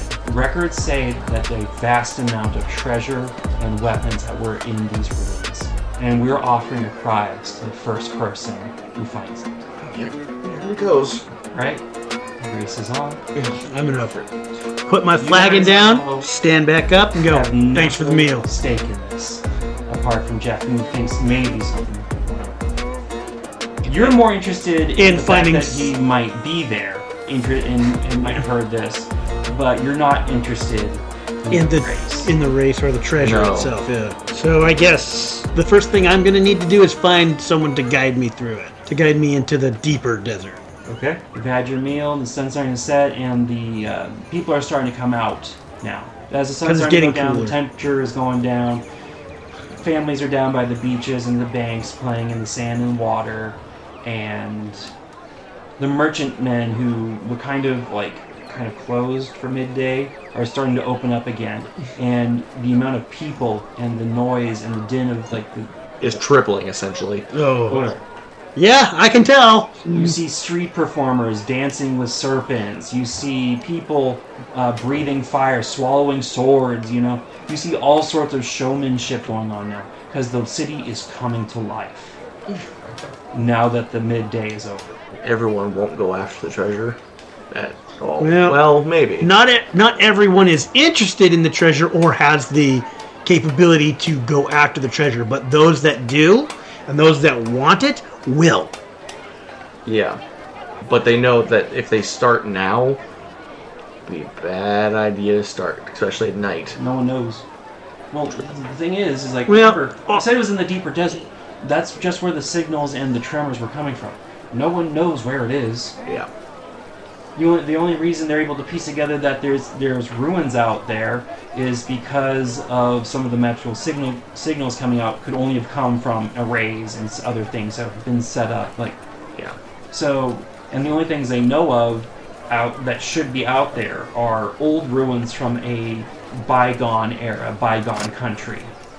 And if any of the tales are true about the amount of wealth and power and magic they had, there's going to be some good stuff out there. All right. So, yeah, that's my first thing that I'm going to do is going to find a guide. All right, sun's setting, and nighttime. Jeff, where are you going? Let's see. I'm more of a person that'll sleep outside So, because of how I know I've lived and been in all the inns, but when I want to have my own thoughts, I go outside the city and So you're heading towards the desert again then? I have a campsite set up Okay. specifically for me. No, you broke down camp to enter town, Yeah, I broke down Camp Tender Town. so you don't have a camp right now. So Yeah. the camp's not set up, but he can set Let's one see, up. do I yeah. have camping set? Well, I've got Explorer's Pack and That doesn't mean camping gear. yeah. Tent or sleeping bag or Let's sleeping see. roll or anything like that, no. Yeah, it doesn't say I have a camping kit, so I'd have to go and buy one. Roll charisma for persuasion, Robert. Persuasion. Do I have persuasion? Charisma. I do not have persuasion. I have perception. That is a 7 plus 3. That's 10. Not So a good. very beautiful woman is leading you by the hand to the most ritziest looking building down by the water. Like, you can see steam coming off the back as it has in that, magically infused saunas and pools and things in the back for people to relax in, kind of unwind, wash. It has a public bathhouse kind of thing to it. Mhm. But this is a massive resort, Okay. and you are being led to it. Can I attempt to snap myself out of the daze and realize that this is a scam? No, No, come on. you didn't roll high enough on your charisma or your perception to. So she's making she's. If it was perception, then it's actually +5, not +3. No, Dang it. and she is making all sorts of promises as to what sort of place this hotel is. She's really talking it up to you. She's talking about not only the sauna, but the cooling room that it has, where it has a slightly lower temperature in the ambient air, so you can move from the sauna to the cool room to kind of relax and rejuvenate. The natural hot springs they have from the... I'm going to lose all my gold. Can I help him? Does he see me get led away? Because I know for a fact who that... I would probably know who that woman was. I don't know every... You're long-lived, infinitely lived, but yes, you wouldn't know everybody. So you go to try to stop her, but she is agile. Oh. She not only dodges your hand, but kind of gracefully dances out of the way, and then grabs your hand and proceeds to lead you to the same place. As soon as she gets you guys in the door, the doorman flips her a coin, and she's going off to scout out more customers for the hotel. Oh, you... But now you're in here, and Jeff, as soon as you step in here, the air is so nice. It is at the perfect temperature. Your body is aching from the walking and the heat, and you want nothing more than to relax in a room or to take a bath. Hot or cold, you don't care. As long as you can feel some water washing away some of that grime and dirt, you are in heaven. And to describe the scene to you, this is a massive hotel. The inside is laid with blue and white decorations of like porcelain and tile. Ritzy. Columns are in the center area. Like there's a massive blue and gold carpet leading from the front desk to the front door. I am most likely overwhelmed, as this is probably the ritziest place I've ever been in. Easiest place you've ever been in. The ritziest place you've never been in real life either. Yeah, probably. Anyway, so you guys are now just look at each other like, well, we're here. And you guys walk up to the front desk. Actually, I should leave that up to you. Do you guys want to walk up to the front desk? What do you guys want to do? What do you think, Rob? There's people off to the sides talking, and there's newsstands here and there. There is repeats of the broadcast from earlier today. Jeff, my character is on sensory overload right now. He's not responding to anything. Did you roll really badly for this? What'd you roll? Well, for the wisdom or the charisma thing, it wasn't that bad. It was a 10. But just from what you describe, I can already tell. My backwater country bumpkin of a lawman is overwhelmed. He's never seen anything like this in his life. The guy walks up to you and is like making silk out of a sow's ear, ain't it? And walks off to his room with a lady on each arm. The guy who stopped to comment and because he saw that you were overwhelmed. So, making silk out of a sow's ear, I would have probably recognized a little bit of that, so maybe calm down a bit? What do you think? Nope. How are you going to snap me back to reality, Jeff? I'm not going to roll try and slap, because that would be terrible. I said snap! I know. Let's see. Snap in front of your face. Alright, what's he roll for that? He's going to... Charisma. Roll charisma. Nat 20. Nice. Perfect. Not only have you... The sound, like, instantly snaps him out of his... Bewilderment? Daze and bewilderment. Daze and bewilderment is a good way to put it. Yes, definitely. The second snap, not only does he focus, again, he focuses directly on you. And on the third snap, you know you have his entire attention. Is that better for you? Yeah, thanks. Who are you? Thesian Balasar. Austrum. Alright, now that you guys have introduced yourselves to each other... So, do we go rent a room, or...? Oh, you know what? I just realized why I don't have my camping gear. It got destroyed in the last sandstorm. Okay, we can have that. Oh, that too. Last time I bought from that camel trader. Let's see. Let's at least check how expensive this place is. You know this place better than me. So as you guys start walking up to the desk, there's a big old, like, gold, literal gold sign above the desk, and it has their prices for rooms and how long, other amenities. So the amenities are all included in the main price, because this place is actually pretty fair for its pricing. It's expensive, but as you walk up, you see the price on the number magically begin to shift to lower and lower numbers. Oh. Self-updating. No. It depends on your wealth. No. Nope. It's self-updating. It's going to be depending on the time of day, what day it is, and what package you get. Beyond your realm of understanding. I get how, like, Nope. No, Robert. No, outside of reality, outside of the game, in reality, I kind of understand how Travelocity and that works. No, that's not. But my character doesn't understand that, of course. But I get the concept. That's not it, Robert. From The reality. reason for the price drop is not that. Oh, really? It's outside your realm of knowledge, and you guys didn't roll well enough to get it. So, Yeah. anyways, so you guys get up to the front desk, and you see a Dragonborn out there. He's not Gemborn. He's not one of your tribes people. He's not one of the other tribes out there, Jeff. He is a bog standard red Dragonborn. Okay. He's very elegant, very well dressed. He's standing in proper prim attention. He's got a quill in one hand, a massive book in the other, and he's got a monocle on his right eye that has got diamonds at certain points around the lens and gold wiring and frame.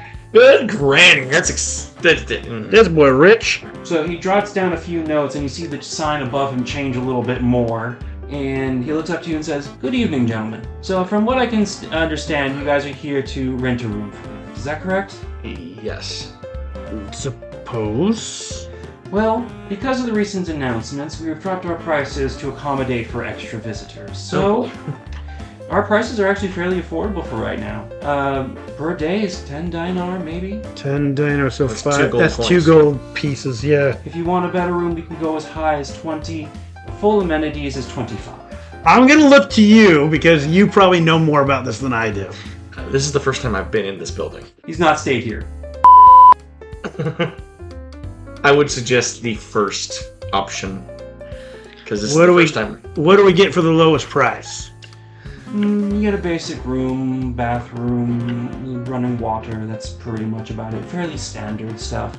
But when you get the full package, you not only get that, you get magical massages, you get gourmet meals. We do have some of the best chefs in the entire city here. Just 8. It's been a bit, but anyways. The sun's starting to go down, so it's been a couple of hours since you guys last ate. Mm-hmm. But he's talking about how their restaurant is top tier quality as well. So if you guys get hungry, people who buy the full package actually don't have to pay the price of the food. So included in he's the package. So it's 3 gold coins, essentially, for the full package. That's per person, by the way. Yeah, per person. 25 for full package. 25 dinar, which would be 5. Yeah. 5 gold coins. Because remember, 1 gold coin is equal to 5 dinar. Fair enough. Right. And he looks at you and says, "I've seen you around a little bit, and I know that you're a little hesitant. And to be honest, these are pretty much like a third to a quarter of our normal prices. Expecting a lot of people coming in with those recent announcements.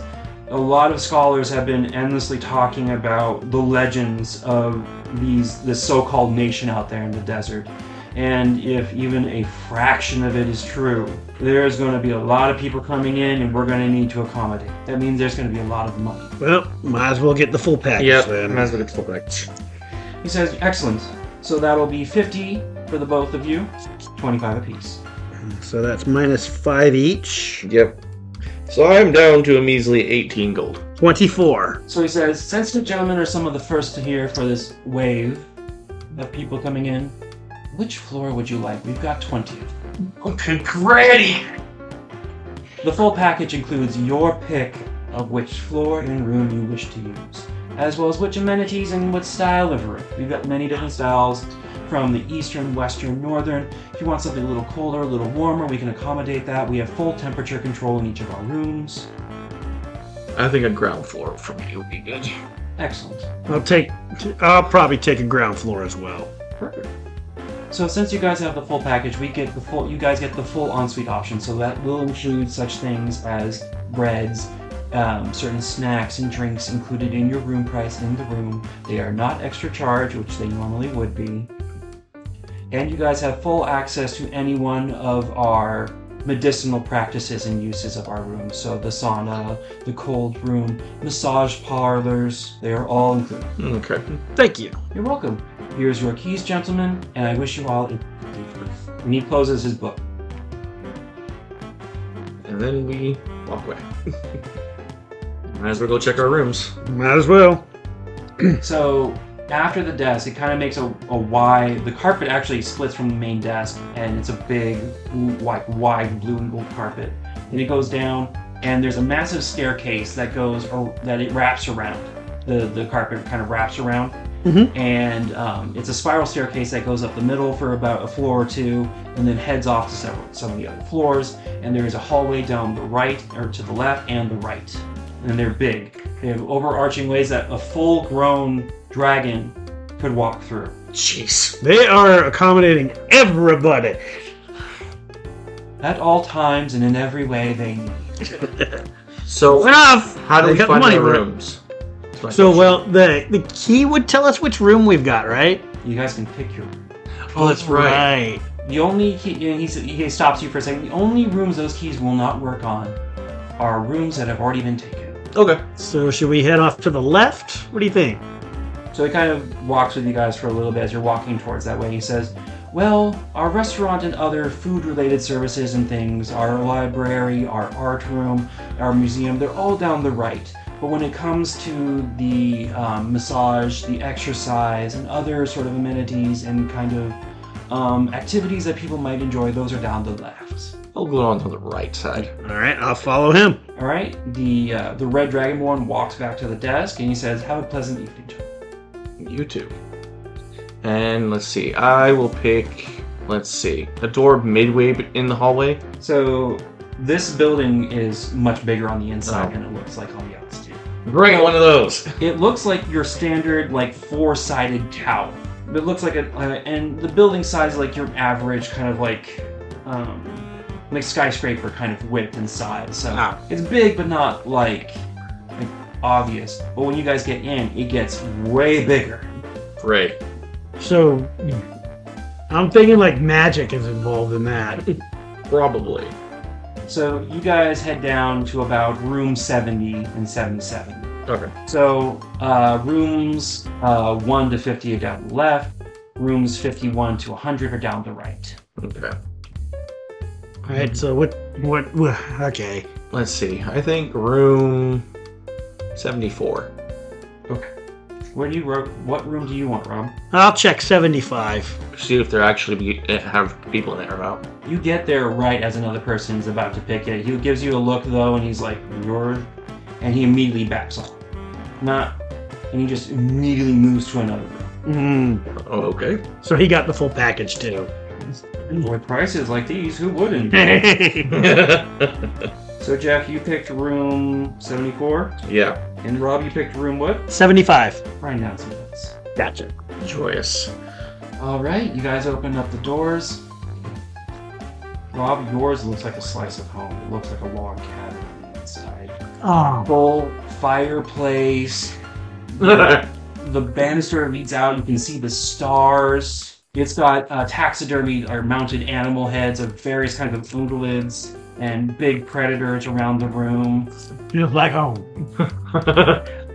And you get to the bed, and it's one of the biggest things you've ever seen. It's got antlers as from some of these creatures as they're carved into the bed knobs as bed knobs. Oh. With kind of like So they kind of have a very gentle kind of grip to them. So if you were to hold on to one, it's not like going to stab you, poke you, or anything like that. They're carved into very gentle and very comfortable designs that people can hold on to. And the bed itself is got these big old massive goose down pillows. And the bed itself looks like a patchwork of pelts, but it is the softest thing Bruce felt in the entire life. After the exhaustion of this day, I think I'm just gonna collapse. Put my hat on one of the antlers and just kind of flop into the bed. All right, Jeff, you get to your room, you open it up, and on the inside of yours is a little bit more carved stone, but it has a kind of more of a like an outdoor kind of Egyptian kind of feel. Like there's a cool breeze that comes in from the night sky. There's silk curtains that kind of separate out the different sections of the room. Some a little bit more opaque, some darker than others, so it's a little easier to see through others than others. Some are easier to see through than others, I should say. And the bed itself is this big, well, it's not as big, it's a much smaller, very thinner bed, but it is soft. And when you put your hand on it, it sinks into it. And the bed is actually built into the ground, so it's like kind of like a pit bed kind of style. And the pillows themselves are kind of, instead of being like the traditional square kind of pillows like Rob has on his, they're much more rounded, so they curve around the person's body as these gigantic kind of, what's a good way to, I don't know how to describe this. But the pillows themselves kind of wrap around you, so that no matter what way you twist and turn, you always have something that you can either put, rest your arms or legs on, or around, or your head on. So it's very much, this pillow is like a big old wrap around your frame. Off to the side you see a dresser kind of thing, and a nightstand. On the nightstand they have an amphora, a massive like gold and silver amphora that is full of cold, clear water. And on the tray is a bunch of confectionery delights kind of things. They're very small, very snackable kind of things. And they seem to be covered in a very fine, sugary powder. Powdered sugar confections. So what are you gonna do, Jeff? He's already gone to sleep. Are you gonna do anything in the room? Are you gonna relax? Here's a question. Is there something to wash clothes? Figured I'd ask. I need to roll to see how I'm gonna do this. That's not a bad idea considering you've been out in the desert. Yeah. For like... So you hear from immediately behind you a feminine voice say, if you have anything that needs to be washed, just hand it to me now and I'll take care of it. First time in this hotel and you're already getting peeped on. So you turn around and there's one wearing a very similar outfit as to what the one lady, the Dragonborn, was wearing. Oh yeah, this. Not the lady out there who was guiding people in. No, she's wearing a very similar kind of prim, proper, like kind of either almost like a butler kind of outfit as the main front desk guy was. Okay. Oh. And she's literally just looking at you, waiting. She's got her hands in front of you, just silently waiting to see if you want to take advantage of the laundry service and provide. I will take advantage of that, thank you. Oh crap! Are you just gonna strip down? No. You immediately just throw off all of it. You don't think too much about it. You just you throw the clothes back and reach for the bathroom. He doesn't. He immediately takes them all off, but a lot of it tends to be much more thin, wispy clothing because of travel clothes for this area is much more like Bedouin-style tribe rather than like typical wool pants and stuff. So it's much more billowing than traveler's clothing in other places would be. Fair enough. So it doesn't take much for you to undo and hand her your entire traveler's outfit, and she goes, "Very good, sir," and walks away. She just didn't even think about it, just did it. These people are professionals. Is she going to be laughing about this later? Yes. Oh yeah, she definitely is. Professional. Yeah. I'm glad we did this. I hate you both so much. But it works. Didn't even think about it, just took off the clothes and handed it to her. That's how the dice rolled, that's the problem. So I have 2 dice, one for good, one for bad options. Hmm. I rolled a nat 20 on the bad option. That would do it. Holy crap! You're gonna be talked about later. All right. No! What? A rumor is going to spread around the hotel about a person with a very sculpted ass.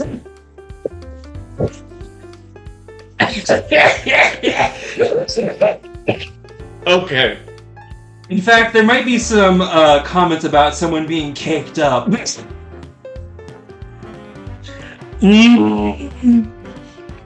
I hate you. I can't believe you got a nat 20 on bad.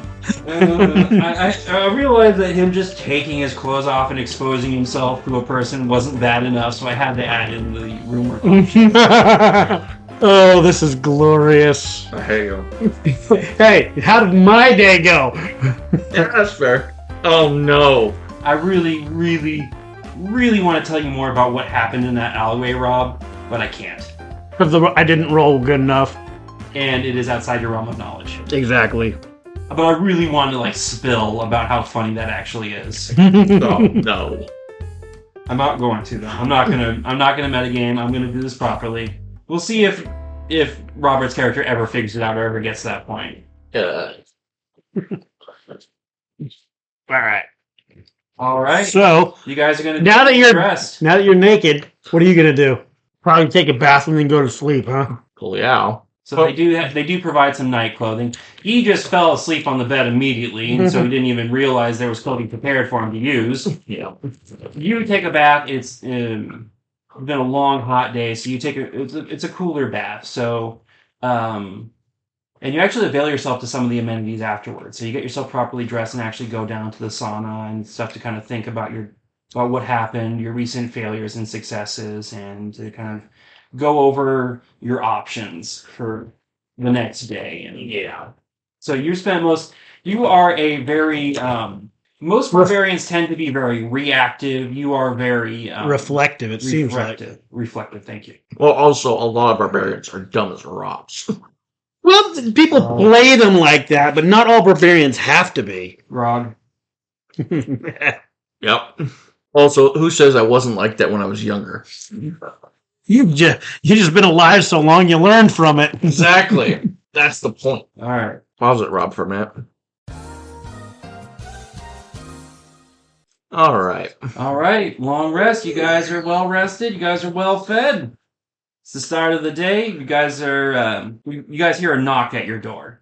So what what they do here at this hotel is that since the actual real day here starts off pretty cool in the mornings and stuff, it's kind of overcast a little bit usually. Mm-hmm. They try to wake up those who appear to be more active people.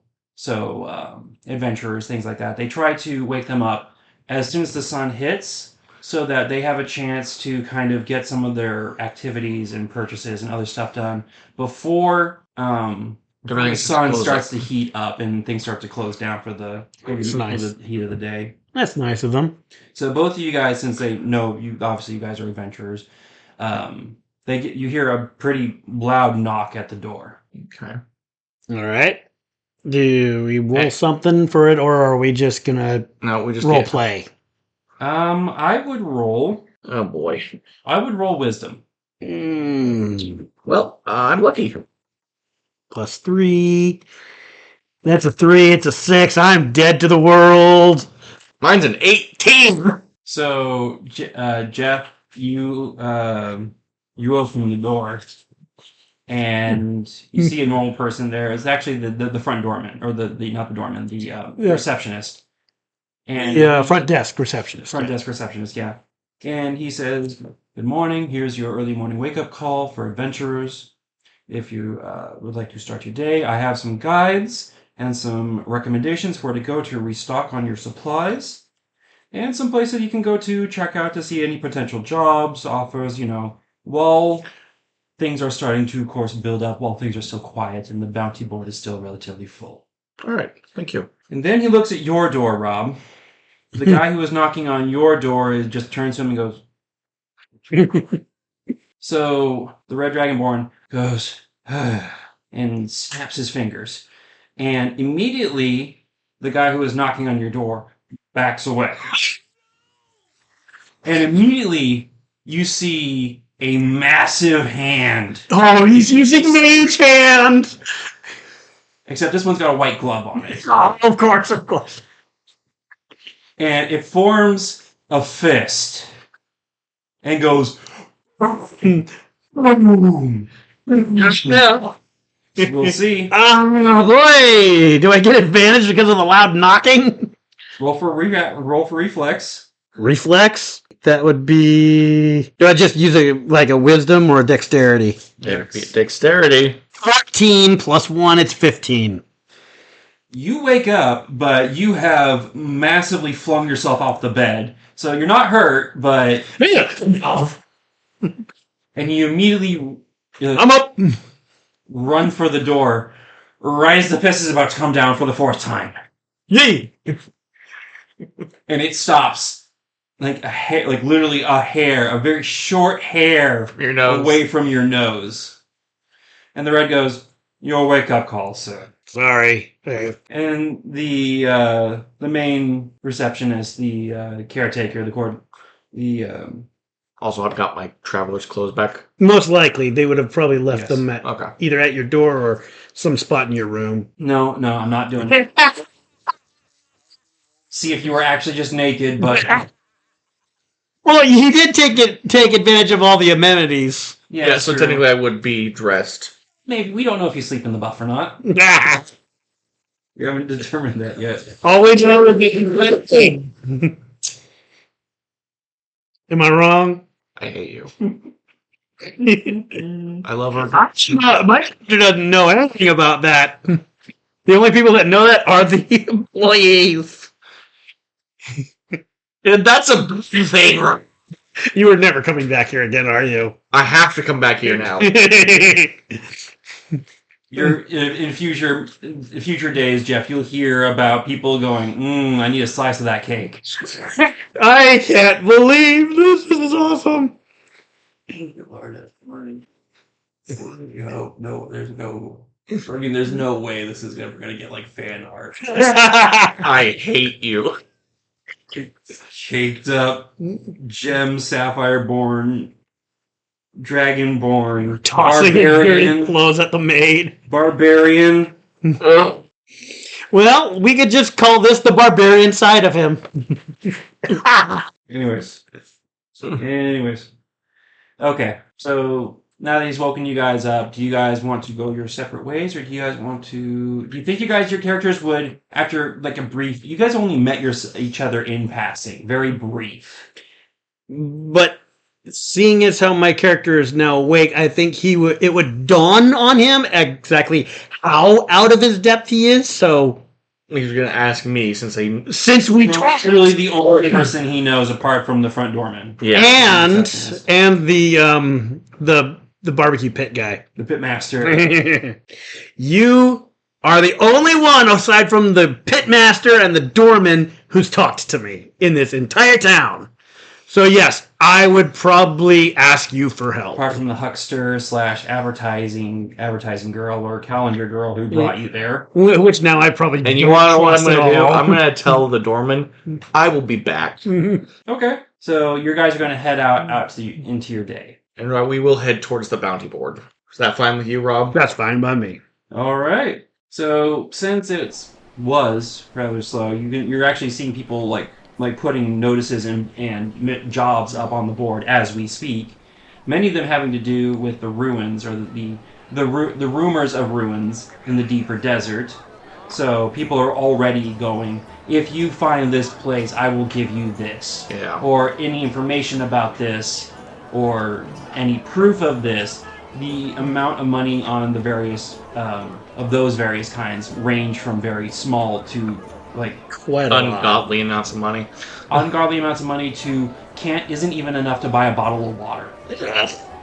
All right. So roll perception. Him or me? Both. Both. Both, if you want to. So perception I have is +5. That's a nat 1. I rolled a 16. place on it. Or get like something to roll it in, maybe. I don't know. Okay, let's have him re-roll that in one of his containers. Hold on. Well, no. I don't think the container's really gonna matter, anyways. Rob. I'm just gonna keep with it. I'm gonna keep with it. Roll one of these instead and see if you get anything better. Yeah. It's an 11. Okay. Just go with the nat 1. That was my die that rolled. You're going with the 11. No, it's a nat 1.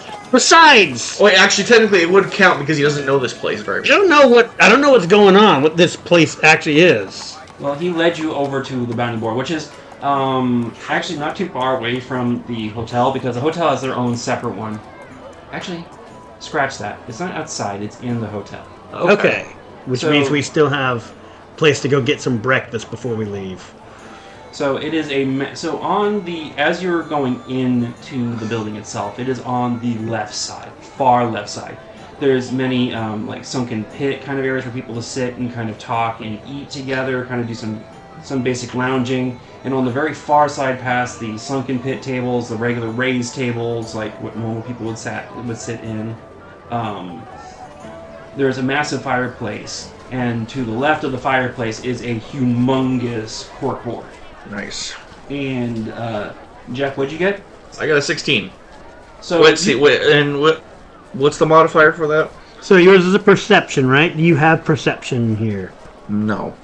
which means you add one of Passive these wisdom, modifiers. perception. Yeah, means you add one of these. If you have it marked here, you add your proficiency and this. Okay. So we would be a 17. Okay. So you immediately are able to tell that the board is grown since yesterday, like massively. The board is like they have actually stacked like 3, 4, 5. Let me actually count. 1, 2, 3, 4, 5, 6, 7, 8, 9. So they've actually expanded by about 8 additional boards. All the old quests, that normal stuff that people ask, is down in the bottom left corner, and they are filling the outside board with more requests as we speak. So people are getting on ladders and putting up Requests after requests after requests. yes. And they have a person who is at the very top of the board. There's a rail system and a ladder on this rail system, and there's a person just sitting at like a midpoint on the ladder. It's got a little platform next to it, just sitting on a chair, and he's just reading, eating some breakfast, just sitting there waiting for people to ask him to grab something. So you can tell his job is to move up and down that ladder on that board, Grab the request that you want and then bring give it to you. Yes. Jeez.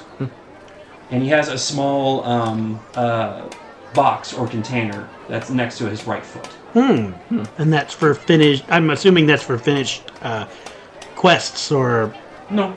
Really? All right then. It says tips on the front of it. Oh! All right, Jeff. Let me do some rolling here. See what I've got access for you. I rolled a 17, or 16 plus 1, so... Plus, you've done this part before. I have not, so I don't know what I'm looking at. Well, I'm also a bounty hunter, remember? I also rolled a nat 1. Yes. Oh, You want to know what it is? You're completely overwhelmed and you have no idea what you're looking at. I just have no idea what I'm looking at, so the overwhelming is confusion. So it looks like the vast majority of them are, Have to do with the desert. well, not that one, no. The older ones, not the ones. So these are the ones that are in the bottom left corner. Still a massive board for someone to grab notices from. I mean, there's some that even you could grab. His main job, the guy on the ladder's main job, is for the ones that are out of reach. Okay. So they're just like a quick math. You look at them and you can tell that there's about 4 bounties that are just for finding things, like certain artifacts or whatever from certain tombs or things in the regular desert, or establishing a trade route with this group or that group, or trade negotiations, something like that. The vast majority of them, about like 19 or so, have to do with fighting monsters and things out in the desert or out on the sea, or even some of them are just requests to fight in the fight pits. So they have a coliseum for people to wager and fight in if they want to. And 13 of them are bounties. I got no stakes in this. I don't know what I'm looking at. Let me roll your perception to see if you can actually pick out something he wants to do. Yeah, go ahead and roll perception. 16 plus my 5, that's 21. Finally. You're immediately drawn to the bounties. Okay. Both of you are. Those seem to be the ones that draw your attention the most. Is there Many of them are mostly to do with like criminals who try to rob someone, small petty things. There are a few slavers though on that list. We need to go after a slaver.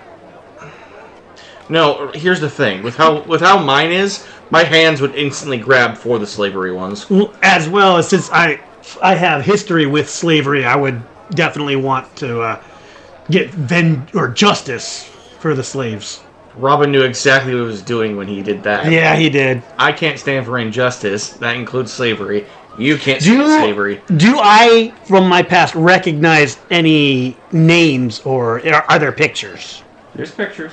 Do I recognize any pictures? No. So The bounties will probably be people that are not people that have sold people into slavery or have bought people. bounties themselves aren't for slavers, but the people who are guilty of Slavery owners. some of them. Not owners, the slavers and that kind of stuff. People for human trafficking. And that kind of stuff. So the sellers. More like the catchers Yes. The catchers. in the rye.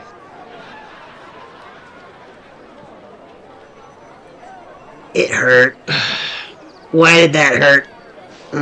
Anyways, so there's a wide variety of these bounties for wanted criminals and things like that. Some heading out north, some heading west. Some are actually across the channel in Artesian territory. So the bounties are going every which way. So they got some east, some southeast, some to the west, some to the north. Which direction do you guys want? Because those are the reported last directions that they were seen heading off in. Which way would we go to get to the deep desert? Unknown. We don't know. All right. Because it's a random chance to actually go there. Yeah. You don't have a If anyone knows, it would be the native tribes people to get to the Exactly. deeper desert. However, that doesn't necessarily mean that is where the criminals are. That's true. Because remember, the deeper desert is more desert. And it can be... it's very deadly. Yeah. The reason I asked that is because we could do the bounty. No, but we have to come back. Never mind then. So let's let the die decide, shall we? So Hold on. each one's going to be a Yeah, do a D4. Yeah. cardinal direction. 1 is north, 2 is south. Oh, no. One is north. 1 is north, 2 is two is east, 3 is south, 4 is west. Yeah. All right. Here goes. I got 2 northeast. So should we do the bounty going east? Jeff, why don't you also roll it? 4. He rolled a 4. So Jeff wants to go west. You want to go east. They're two opposite directions. All right. Both of you Right. guys roll charisma and try to convince the other to go that direction. I rolled a 16. He rolled a 17. All right, Jeff, convince him. Well, how are you going to convince me? What are you going to say? Let's see. You can roll for insight and knowledge, Jeff, and I'll tell you things about the western area that you can use. It's an 11, and that would be... Intelligence, so that's 13. Well, for knowing what you already know, that would be insight, correct? That'd be wisdom. Would be a So wisdom. it's a +1, so 12. Do you have insight as a proficiency? Nope. All right, so he's got a 12 for his insight check. Okay. So, Jeff, you remember that the guy that you spoke to yesterday, the food vendor, the chef, the one who does the western dishes, Yeah. Mm-hmm. he's recently done some expeditions to the south and to the west for more. Okay. So he has more knowledge as to what is currently going on in those areas. So, topography, animals you might encounter, places that people might hide. I know somebody who can help us get more knowledge about the West. All right, if it'll make this easier for us. Alright. We'll head over to the shopkeeper. Is he at his stall? Let me find out. Or is it one of his other shops? Let's find out. These are the restaurants. You don't see him there. He is and the only person you see there is the person you recognize as his wife. Hello. Real quick, I forgot the ruling on temporary hit points when you take a long rest. Do they disappear? Yes. I think so, yeah. Okay. We'll have to think of that later.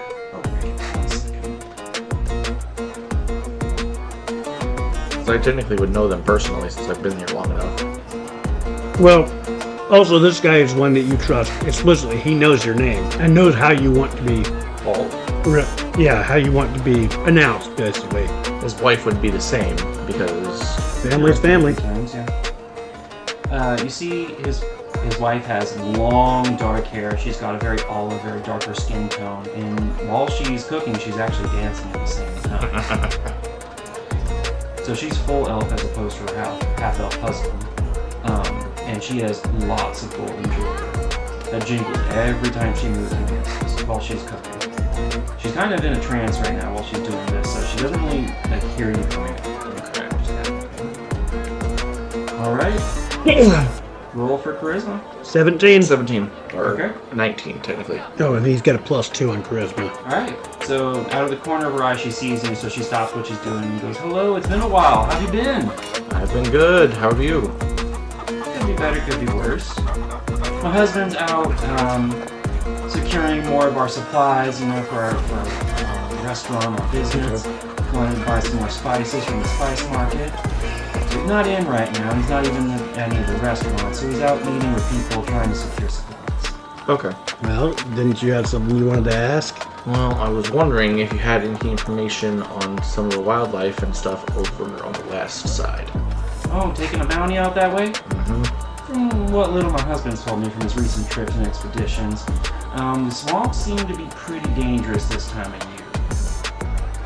Apparently a lot of migratory creatures start moving through them areas, and they're not the most pleasant things. I've heard tales of some more feral trolls coming through the area, and even some rumors of some bigger things, but nothing more substantial than a drunk man's speculation of wild tall tales.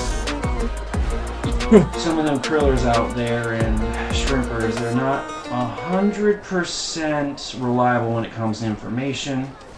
Like, one yesterday tried to sell me a shrimp that he claimed was the biggest he'd ever seen in his life. It wasn't even half his pinky.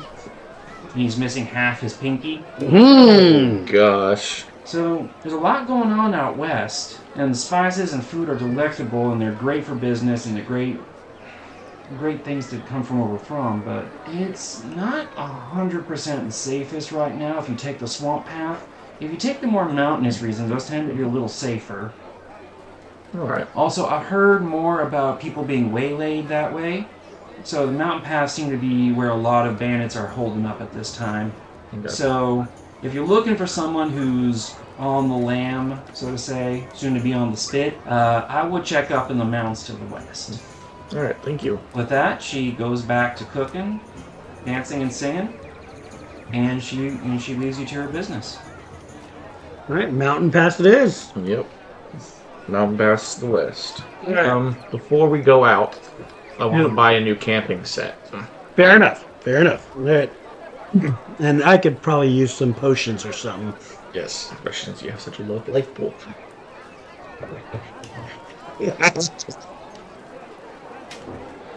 All right. You know what, Robert? I just thought was something funny. You literally almost had the D4 damage. Dies to D4 damage. Take damage. Yeah, I've seen the memes. Since you're looking for more the camping gear for more western climbing gear, you're probably going to want to head to West Town. All right. Follow me. Since I know the terrain better than you do. So as you start leaving the center kind of food stall conference kind of meeting area, you start getting into other shops. So the food stuff tends to be more near the center, and then other shops as you go further out. And the western area has a lot of animal trade going on. A lot of animal husbandry, farm animals, exotic creatures. In fact, you see some of those giant sand behemoths in the area as well, with their wide, flat feet that tower the same height as buildings. Jeez. So, those are the kind of the vast majority of areas to the west. Start getting further and further out, which is much more towards the good side of things. And you actually leave the market entirely, and you go to one of the actual shop buildings. And this one has saloon-style doors, so they push open.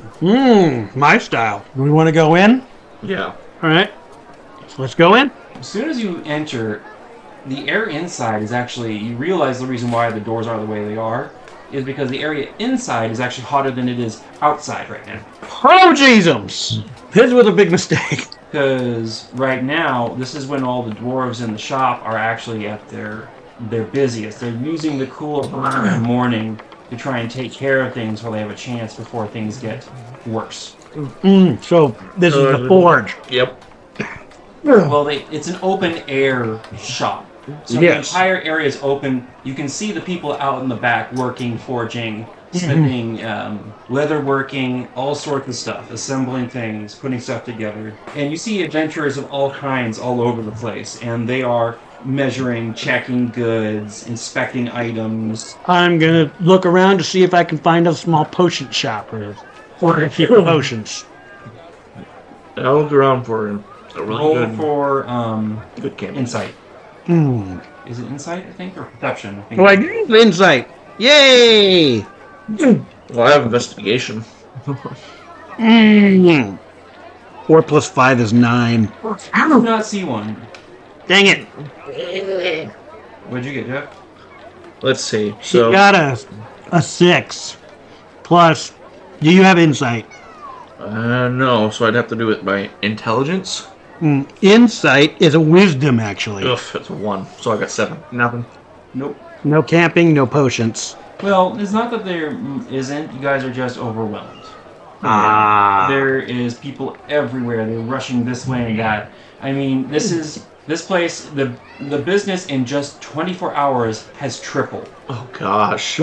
Oh gosh, he's right. Because the amount of people who are honestly on their way to go and try and find this treasure, find the ruins, and claim some of that prize money. Because there's multiple sponsors now looking. Not just the city who's put up. It's also the rich and powerful from many nations. So the more money is getting involved in this, the more busy this place is. In fact, some of the dwarves are even looking frantic with the amount of busy and go they're doing. Do I see someone close to us that looks like they work there? No. You wouldn't know if you did. I roll perception again. We're gonna try and get items again. I've rolled again. All right. A 6. Yeah. I rolled a 15. You're starting to get heat stroke, Rob. I'm going to turn around and walk out. All right, Jeff, what'd you roll? I rolled a 15 plus a 1, so it's 16. So, what are you looking for, Jeff? Because he was looking for an employee. He wouldn't know anyways if it bit him in the backside. I'm still looking for the camping gear. Okay. So, you see one dwarf off to your left, and he's displaying some goods to people, like a ready snap tent set. So as soon as you basically you just throw it, this little triangle, and it immediately unfolds into a pretty a one-person size tent. Okay. You see, and he's demonstrating this over and over again by throwing the tent out, and as soon as he wants to bring it back, he pulls on a string, and the tent snaps back into its little triangle shape, his little pyramid shape into his hand. Cool. He also has some portable cooking stoves and stuff where it's a simple, reddish orb on the bottom that is being held aloft by metal wiring and frame, and the heat is directed up towards the pan above it from the golden, or not the golden gem, but the stone in the center radiates heat up towards the pan in the area, and it's being held aloft by 3 on a tripod of legs. Okay. Okay. And of course I don't see this because I'm trying to not die of heat stroke. You're crawling on the floor, trying to get out. That bad, huh? In fact, you're going. And for those who can't tell, he's basically got his mouth open in a kind of like silent scream as he's clawing his way across the floor to get out. Literal country bumpkin. Literally overwhelmed country bumpkin in a big city. Yep. I go up to the dwarf. Is there any for a two-seater? Two-person? Two-person tent. He looks you up and down. This is a newer guy. He looks you up and down. He goes, man, we just sold out of our two-person. We only have individual stuff right now. Okay. So it's either buy two of one or one and then everyone buys a separate piece. We actually ran out of the group stuff. That makes sense. We ran out of the group stuff almost immediately as soon as our doors opened. They were literally flying off the shelf. In some cases, people were literally causing levitate object to try and steal our stuff. So, unfortunately, we don't have any group camping gear. All best we've got is single. Which is not to say it's bad stuff. It's still great stuff. It's been worked on by some of the best craftsmen in Westtown. But it's one of those things where anything happens is just gone, and I don't expect our stock is going to get any better because as soon as it hits that shelf, it's going to be already sold. In fact, we're already back ordered on some things. Woof. Might as well get 2 tents. Yeah, I'll get 2 tents and a cooking set. Okay. Yeah, so how much will that be? So he grabs the items. He actually grabs one of those like triangular. So the shape that the tent naturally takes is the same as a D4. Okay. Except it has a long string on the top of it that actually trails pretty far and has a ring on the end of it. So he demonstrates how this item works is you put the ring on your middle finger here and you throw the tent out. And when you do, the tent, well, as soon as there's tension in the string, it will pop open the tent and it will unfold and be ready for use. However, when you want to deconstruct it, all you have to do is do the same thing, the same motion, ring on the middle finger, give it a tug, and as long as the base is properly secured, it will fold back up into its original shape. Okay. The artificer spent about 5 years developing this technology. Jeez. 5 years waiting on a self-folding tent. So get 2 of them. Yeah, 2 of those, and then a good cooking set. Okay. So a good cooking set, he looks at you and says, a good cooking set will cost you about 20 dinar at this moment. Supplies are a little rough because most of the material's gone towards weapons, armor, and things of that nature. So we really got basic scraps for material here, so we're kind of short-stocked on this, so we're having to charge extra. Guess how much for the 2 tents? The 2 tents are about 30 apiece. So that's 6 gold apiece, 6 so and 12 6. plus 4, that's 16 gold. Something tells me I'm going to have to owe him for this one. Yes. Considering I'm crawling my way outside. Yeah, you want how much gold I'll have left after this? 2. Exactly. Hey, I'm good at math even when I'm not paying attention. You pay the man, and he goes, man, I feel really bad about charging these big prices. We've been a good customer. I've stored them several times. Yeah, the last tent I got was really badly destroyed by that sandstorm. That's what happens when you buy from Easttown. Don't remind me. Anyway, I like how those for have a the rivalry. extra cost, so a lot of our cost is being eaten up in supplies right now. It's hard for us to do with the embargo from Northtown, from Nyvar, Of course. and stuff. We're having to get our metals and stuff for forging from the west, and with the amount of danger that the swamps and mountains possess right now, it's hard for us to get goods in. However, we have a plentiful supply of farm veggies and other things. So I like how down he sounds when he says that. So, just because you had to spend a lot, I'm gonna give you guys about 8 days worth of rations for free. Oh, thanks. Thank you. Yeah, you're gonna have to put that in your inventory because I'm crawling my arse You're out. calling your butt outside of them. So, where is... Would that be under equipment? No. I would put that under treasures, I think. Okay. So the dwarf hands you your goods, but he takes you kind of to the side because you've been a good patron of theirs for a while. So he says, "Why are you guys heading out west?" Money for one. We got a bounty. Yeah, we got a bounty. And those bounties are piling up pretty high out there in the mountains. It's not been great. However, the biggest problem is actually in the swamp.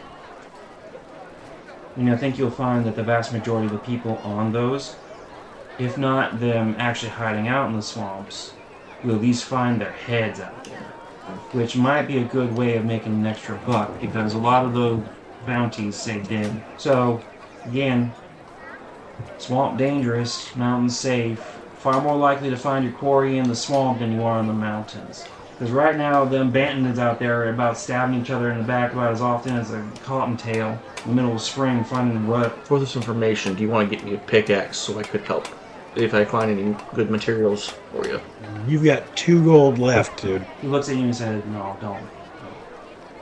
If you guys really go out there and you start cleaning up some of the bounties out in the west, that's going to be more than enough because it'll help secure our supply line. Since the embargo's been in place, Nyvar has been coming down hard on everyone.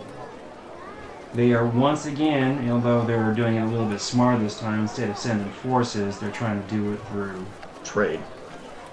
market manipulation, jacking up all the prices on all the goods that they transfer through, high tariffs and taxes on things trying to come out. I think they would have learned the lesson the last time. Do you really think they would learn their lesson? How many times have they tried doing this? 5 times? They are so prideful. It's scary.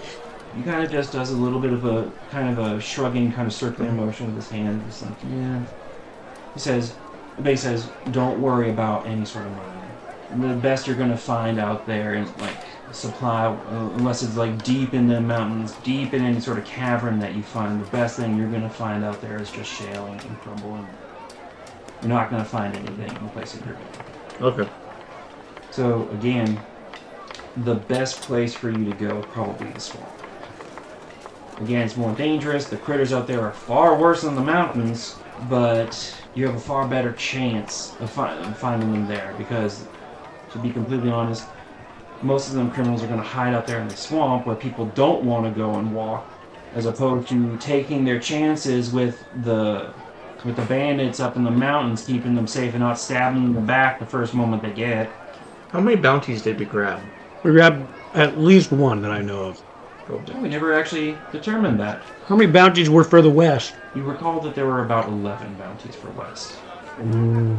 Which, if you guys remember the numbers, that's almost all of them. Did we grab them, though? Or how? You know what? Since we were all heading west, we might as well have grabbed all of them just in case. Roll me. I want you guys to roll a d20. Try and beat me. I got 10. I got 16. Nope, I rolled a 19. How many did we get? You guys grab 2. Okay. Because Jeff, your character has been mostly in the north. Right. So going out west is someplace you've not really been to. Because 1, it's swampland. Yeah. It's hot and it's muggy. It's not a dry heat like the desert. It is sticky to your clothes, wearing a wet blanket the entire time you're walking. Yeesh. I might need to roll for something now. Okay. So do you guys want to do the safer route, go into the mountains and try and work through some of the bandit camps and caves up there, or are you guys going to go in the smaller stuff? Well, what do our bounties say? Are they bandits or are they... They're for people. But is it a bandit? Or are they bandits or are they... They could have joined a bandit camp True. for safety and for hiding, but... They not necessarily do that. So we'll have to take a gander which way we go. Take a gamble on which way. What do you think? Well, if we do bandits, we're going to get swarmed. If we do the swamp, it's swamp monsters. He did say we were most likely going to find our quarry in the swamp, so why not? Go towards the swamp for now. Okay. Let me make a note. So he says, it sounds like you guys have determined to go to the swamps. Yep. I do know some krillers and shrimpers out there, as well as some fishermen who can help you get through some of the more deeper parts of the swamp so you don't have to be walking through muck up to your chin. Thank you. Once I'm done with my shift today, I'll introduce you to some of them. You got it. So the swamplands are a few leagues away from the city. There's still some desert in between here and there, but it's more rocky, more cragged, more cliff-based before it gets to the actual swamp itself. And then it does a deep dive into the swamplands. Jeez. So the elevation is actually way down below sea level in some of those places. So you gotta be careful. Some deep places and dark things out there. Read about some hags and some voodoo going on out there too, but if I was gonna hide something out there, that's where it would be. All right, then. So we wait till he gets off of his shift, or do Yep. You guys want to pass time? Well, before I pass time, I'm going to hand him his tent and ask for cash. we? I owe you 6 gold. Yes, you do. Here you go, 6 6 gold. Thank you. I have 8 gold. I'm at 19. Rich boy. So I probably should describe the inside of this place a little bit more. It's more like a dwarven, more metal Cabela's. It actually has places for people to practice things. They actually have a fishing, like a waterfall section and fishing area to Nice. practice some rods in. We got boats on the inside that they worked on and put together. They've got all sorts of stuff. Also, put that you have one of those tents. I did. Okay. It's in my notes. I didn't get to enjoy it because I got heat stroke and walked out.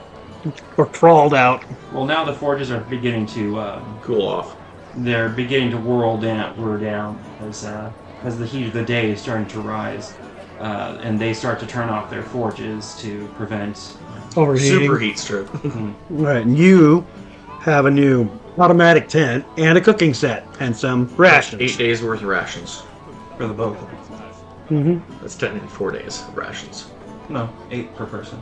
Oh. It's a lot. Okay. The only reason why I couldn't get my tent from this place last time was because they were sold out. That's why I went to the east and it got destroyed. Never again. Because that you were a bit more. It was closer. You were in east looking for information on your target, and because you were in east and didn't want to travel all the way back over to the west town, you went to the closest outfitters in East Town and bought a quick tent from there. So you could head out to the north And it was terrible. It was not it good. was normal. It wouldn't if it hadn't been for the supermassive Sandstorm. So We're gonna pass time until he's done with his shift. I'm just gonna probably look around the store now that it's cooled down considerably. All right, roll for perception. 8 on the perception plus 5 is 13. Well, you finally find the potion seller, and he tells you they're fresh out of stock. In other words, because you had to leave the store, you used to be lost out in potions. There's a lot of adventurers, so yeah, of course the potions are gonna go out of stock. Not to mention, most of the potion herbs and stuff like that comes from west. That makes the, sense. So the potions are gonna be west, but the camping gear is gonna be here. Well, no, the ingredients for it come from the west. They Oh, don't farm anything there. They need their ingredients to come to them. okay. So their alchemists are very short-handed on supply. In other words, more ingredients over by... Where we're going. Or more ingredients come through where we're going to try to clear it up. Alright. So with that, we wait, pass the time, until his shift is over. And then... So about 6 hours later, he finally hangs up his apron and his schmuck and takes off his gloves and throws them into a drawer. He comes up to you. He's a very young dwarf. Doesn't have much of a beard. He's got a braid down either side that's got metal bolts braiding it, and a gemstone in each. But his beard is not like very thick. It's thick, but it's not like long. So it's much more closer to his chin and to his face. So he does have a full mustache and beard, but it's very trimmed. Mostly because of his work. Doesn't want it getting caught in anything. Yeah. So he comes up to you guys and says, okay, so the shrimpers should be done with their business. They should be hauling in their pots and coming into shore to sell their stock to the fish market down south. If you guys will follow me, I'll try and introduce you to some of my friends who work out there. Alright, so Maybe they can take you out to some of the easier places to land so you can start looking. so I guess that means we follow him, correct? Yep. Okay, so you guys take about it's a good walk. It's about another hour's walk Okay. to get to Southtown. So that would mean we're probably around, 6, 7. yeah, about 6, 7 o'clock. He doesn't take any of the public transit. There was several options that he could have taken. Some people were advertising their services, and he waves them off every single time. He walks, and you guys have no benefit to follow him. All right. Well, Jeff might have decided to take a few other places since he's been there, but since you guys are following him, he takes the footpaths. On the way, he's meeting several other dwarves, speaking in various different dialects and accents to him, talking, and he replies it back to them, kind of stopping every once in a while to talk, gossip, share news. And I'm assuming he's speaking in Dwarvish, yeah? Yes. Which I actually know Dwarvish, so do I catch anything of what he's saying? Is there anything special? Why do you know Dwarvish? Because it was one of the options for my character.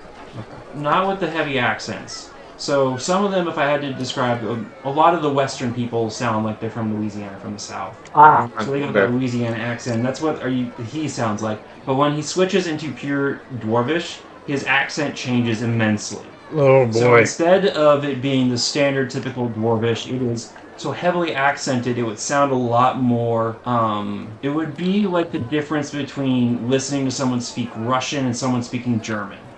Ah. So you hear maybe a word or two, but the way it's said doesn't sound familiar to you. Hmm. So it'd be like trying to read a word that you've only ever heard. Ah. So this particular it's version, familiar but not.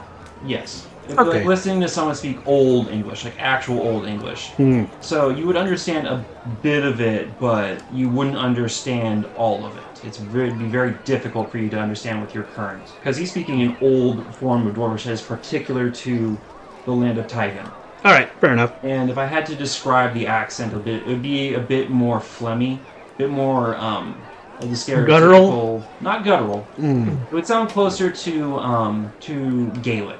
Ah, okay. As opposed to like what would be like the Nordic sounds of like typical Dwarvish. Okay. Anyways, so you don't pick up on much of anything he's saying, if at all. And he stops every once in a while, and once he starts getting to actual Southtown, he stops and looks and he's...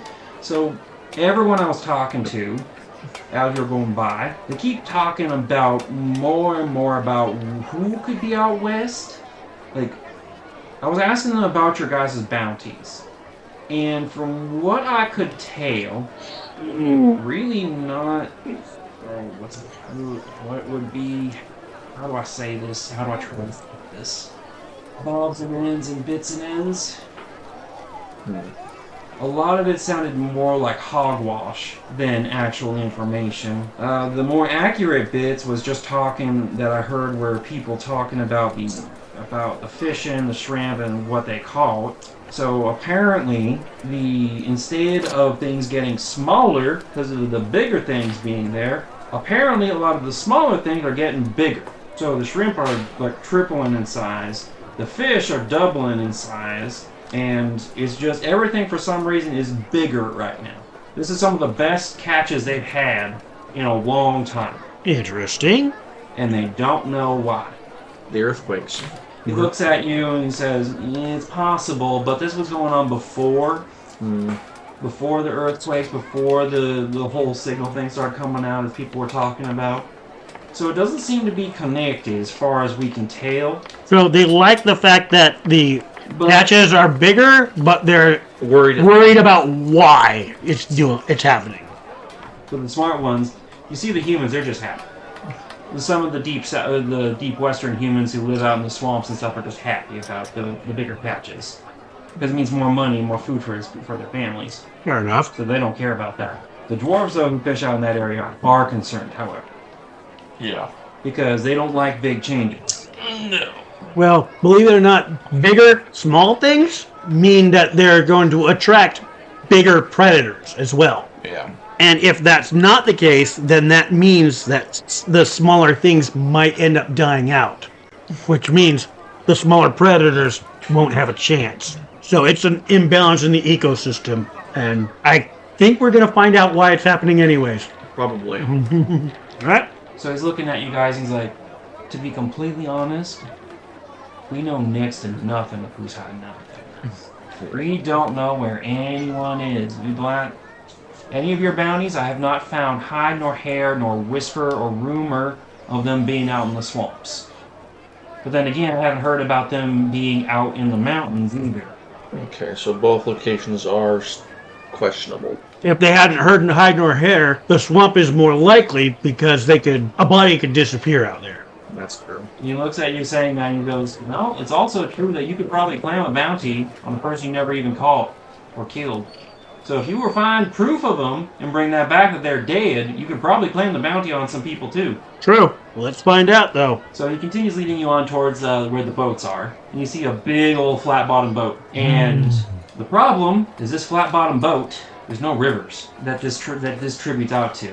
This is the working dock station down by the mouth by the bay. Meaning, you gotta go through the ocean to get to the swamps. Oh, no. Choice. And he looks at you and goes, the seas ain't that dangerous this time of year. Most stuff has migrated away that you would be worried about. Okay. Most large things are gone at this time of year. However, surf ain't great right now. The tides ain't great. So what do you suggest? Hold on to whatever lunch you guys just ate. No. Whatever meal you just ate. Because it is going to be some bad terrain out there until you get to them swamps. Okay, then. Rob, remember the time I told you when I went fishing out in the ocean on a flat-bottom boat? It was rough, wasn't it? You're about to experience it. And you. Ding. So he leads you guys over to one of the dwarven captains.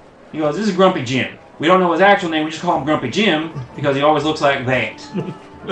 And you actually see that his upper lip is missing. Oh.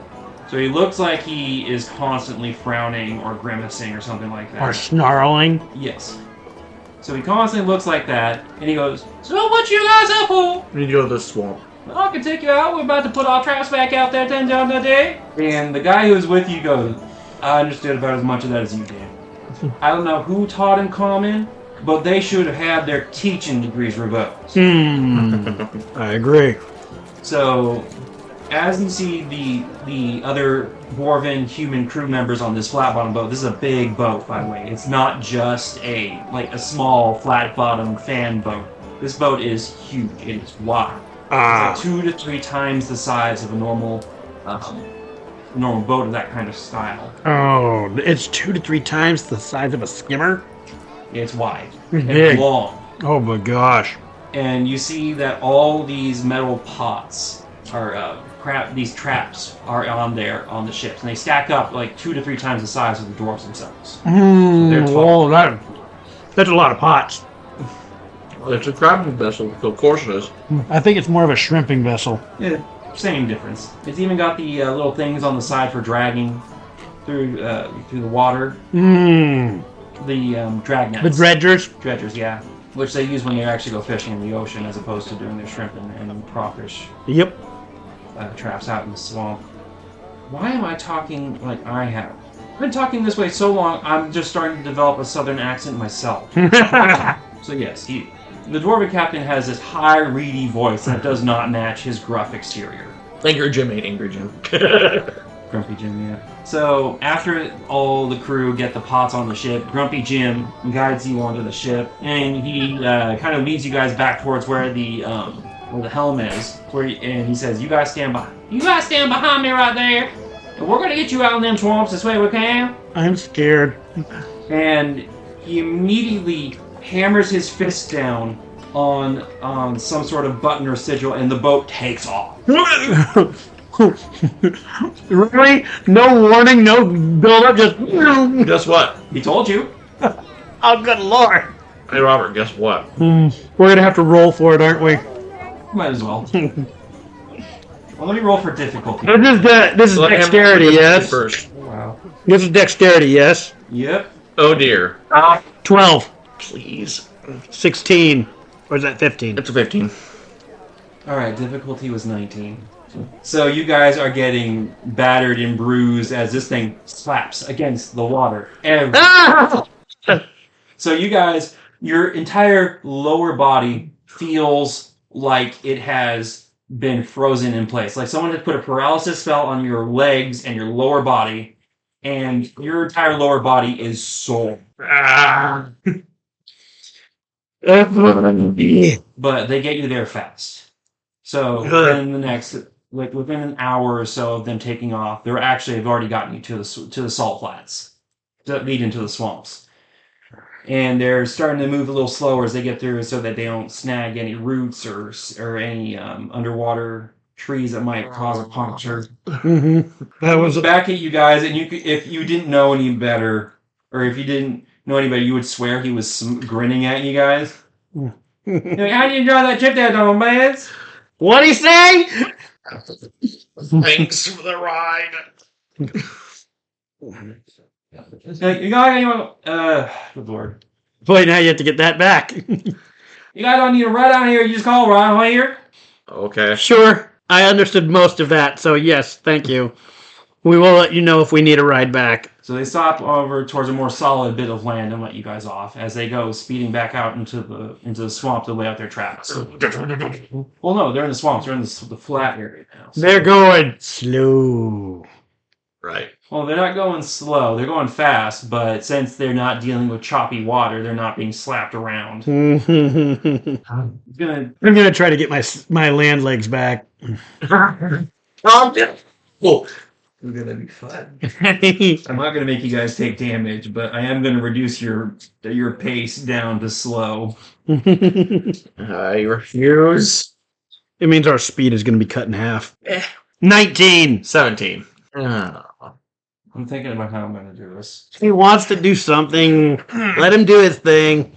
Okay, so you guys actually recover fairly quickly. You're still stiff, Lord. So you're not gonna be like. I'm not going to make you guys do any sort of tripping or anything like that over yourselves. But we are going to proceed slowly. Yes, Is that what I'm getting from how you? stiff your muscles are. Fair enough. Fair enough.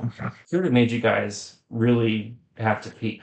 Oh boy, oh boy, oh boy. I forgot that was a thing. All right. So as you guys are going, it's tall grass where you guys are going through. It's more solid. The ground is still very damp, very wet. But there's grass, and it's up to... See, you're 4 foot. 4.5. Yeah, 4.5. Or 4. Actually, just 4 foot 5 inches. I'm 6'9". He's a tall boy. It's almost to your neck. So the grass is at least 4 foot. Wow. Yikes. He was short.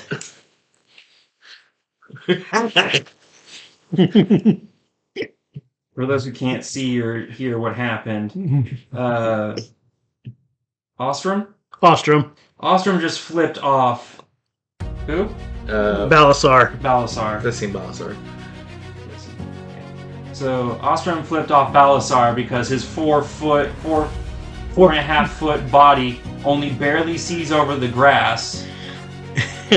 Balasar at 6'9" is doing just fine. chuckling. Okay. Alrighty. The good news is because of this high grass, you are mostly covered or obscured.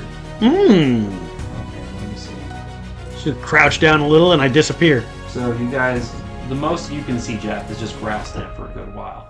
And then you can see some trees off in the distance that, there's some tall pine trees, some more of the willowy kind, near the water's edge. And you see various aisles and inlets and just a branching path of like mangroves and swamps as far as you can see beyond that. Cool. However, I can see grass. You can see grass and grass. You can see grass. You don't see a single living thing. You don't see any animals, no bugs, nothing. Oh boy.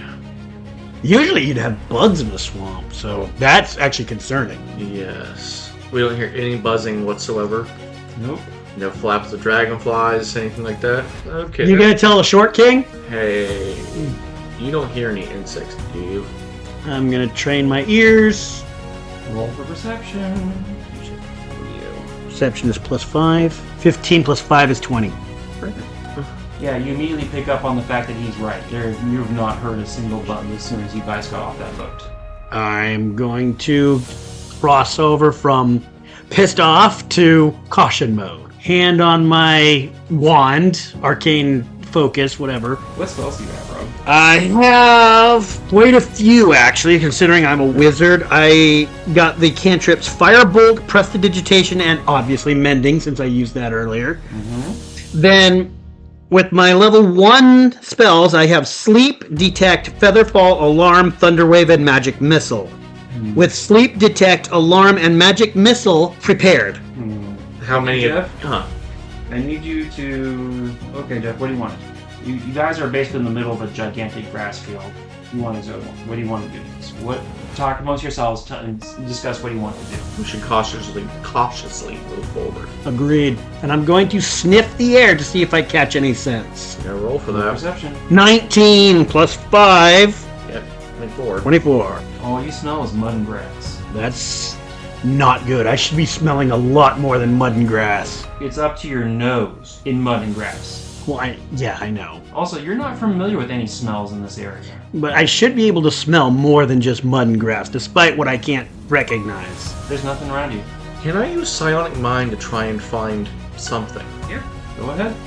Allows you to communicate with things, so yeah, go ahead and see if there's anything to talk about. It's a 1. There's absolutely nothing. Nat 1. You pull the stereotypical Ah! 2 fingers on either side of your temple, and you concentrate really, really hard. And you go, I haven't had enough liquor for this. Can I try again? But actually, try you. Frick you, dice! Go ahead. 12. You don't detect anything either. Dang it. I mean, literally don't detect anything. There is nothing. It's just grass and mud. That is literally it. There is no bugs beneath your feet. There is just grass. I could use Detect Magic to see if there's a spell in the air somewhere. Roll for it. Do Roll your for magic. I would actually advise... But I've only got 2 spell slots. So you can only cast 2 spells? Mm-hmm. Despite what I have Loaded in the gun. prepared. What was that? Something. Was it an engine? Alright. So what are you thinking? Save it for now. I could always fall back on Firebolt as a attack spell since it's a cantrip. Okay. So you guys continue on. You guys make it past the sea of grass that stretches pretty far off in one direction. You guys make it to the trees and to some of the various creeks and things. And again, it's just pretty darn empty. I mean, for all the stuff you guys have been hearing, it's empty. Weird. You don't hear any chirping, nothing. No birds? No. That's even more worrisome.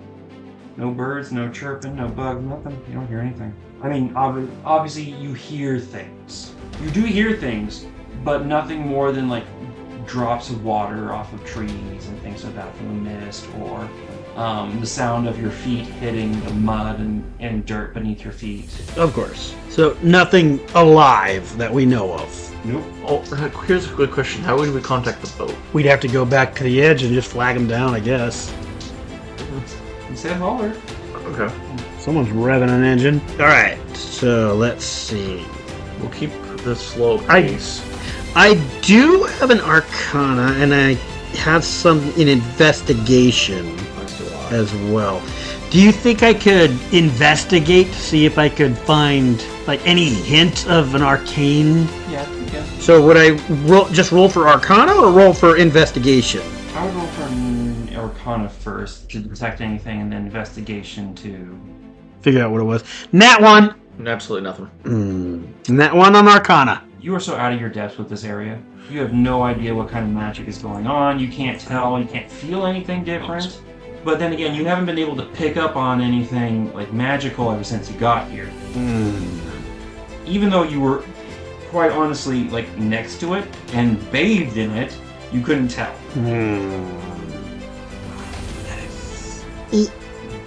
Okay, so while you guys are making your way down one of the banks, a massive surge of water is coming towards you. There's a dark shape in the water coming towards you at high speed. And you just moving see it's pretty big. Great. And that's where we'll end. Alright. Alright! Have a good night, everybody. Yep. We will see you next time. See you next time! See you next time.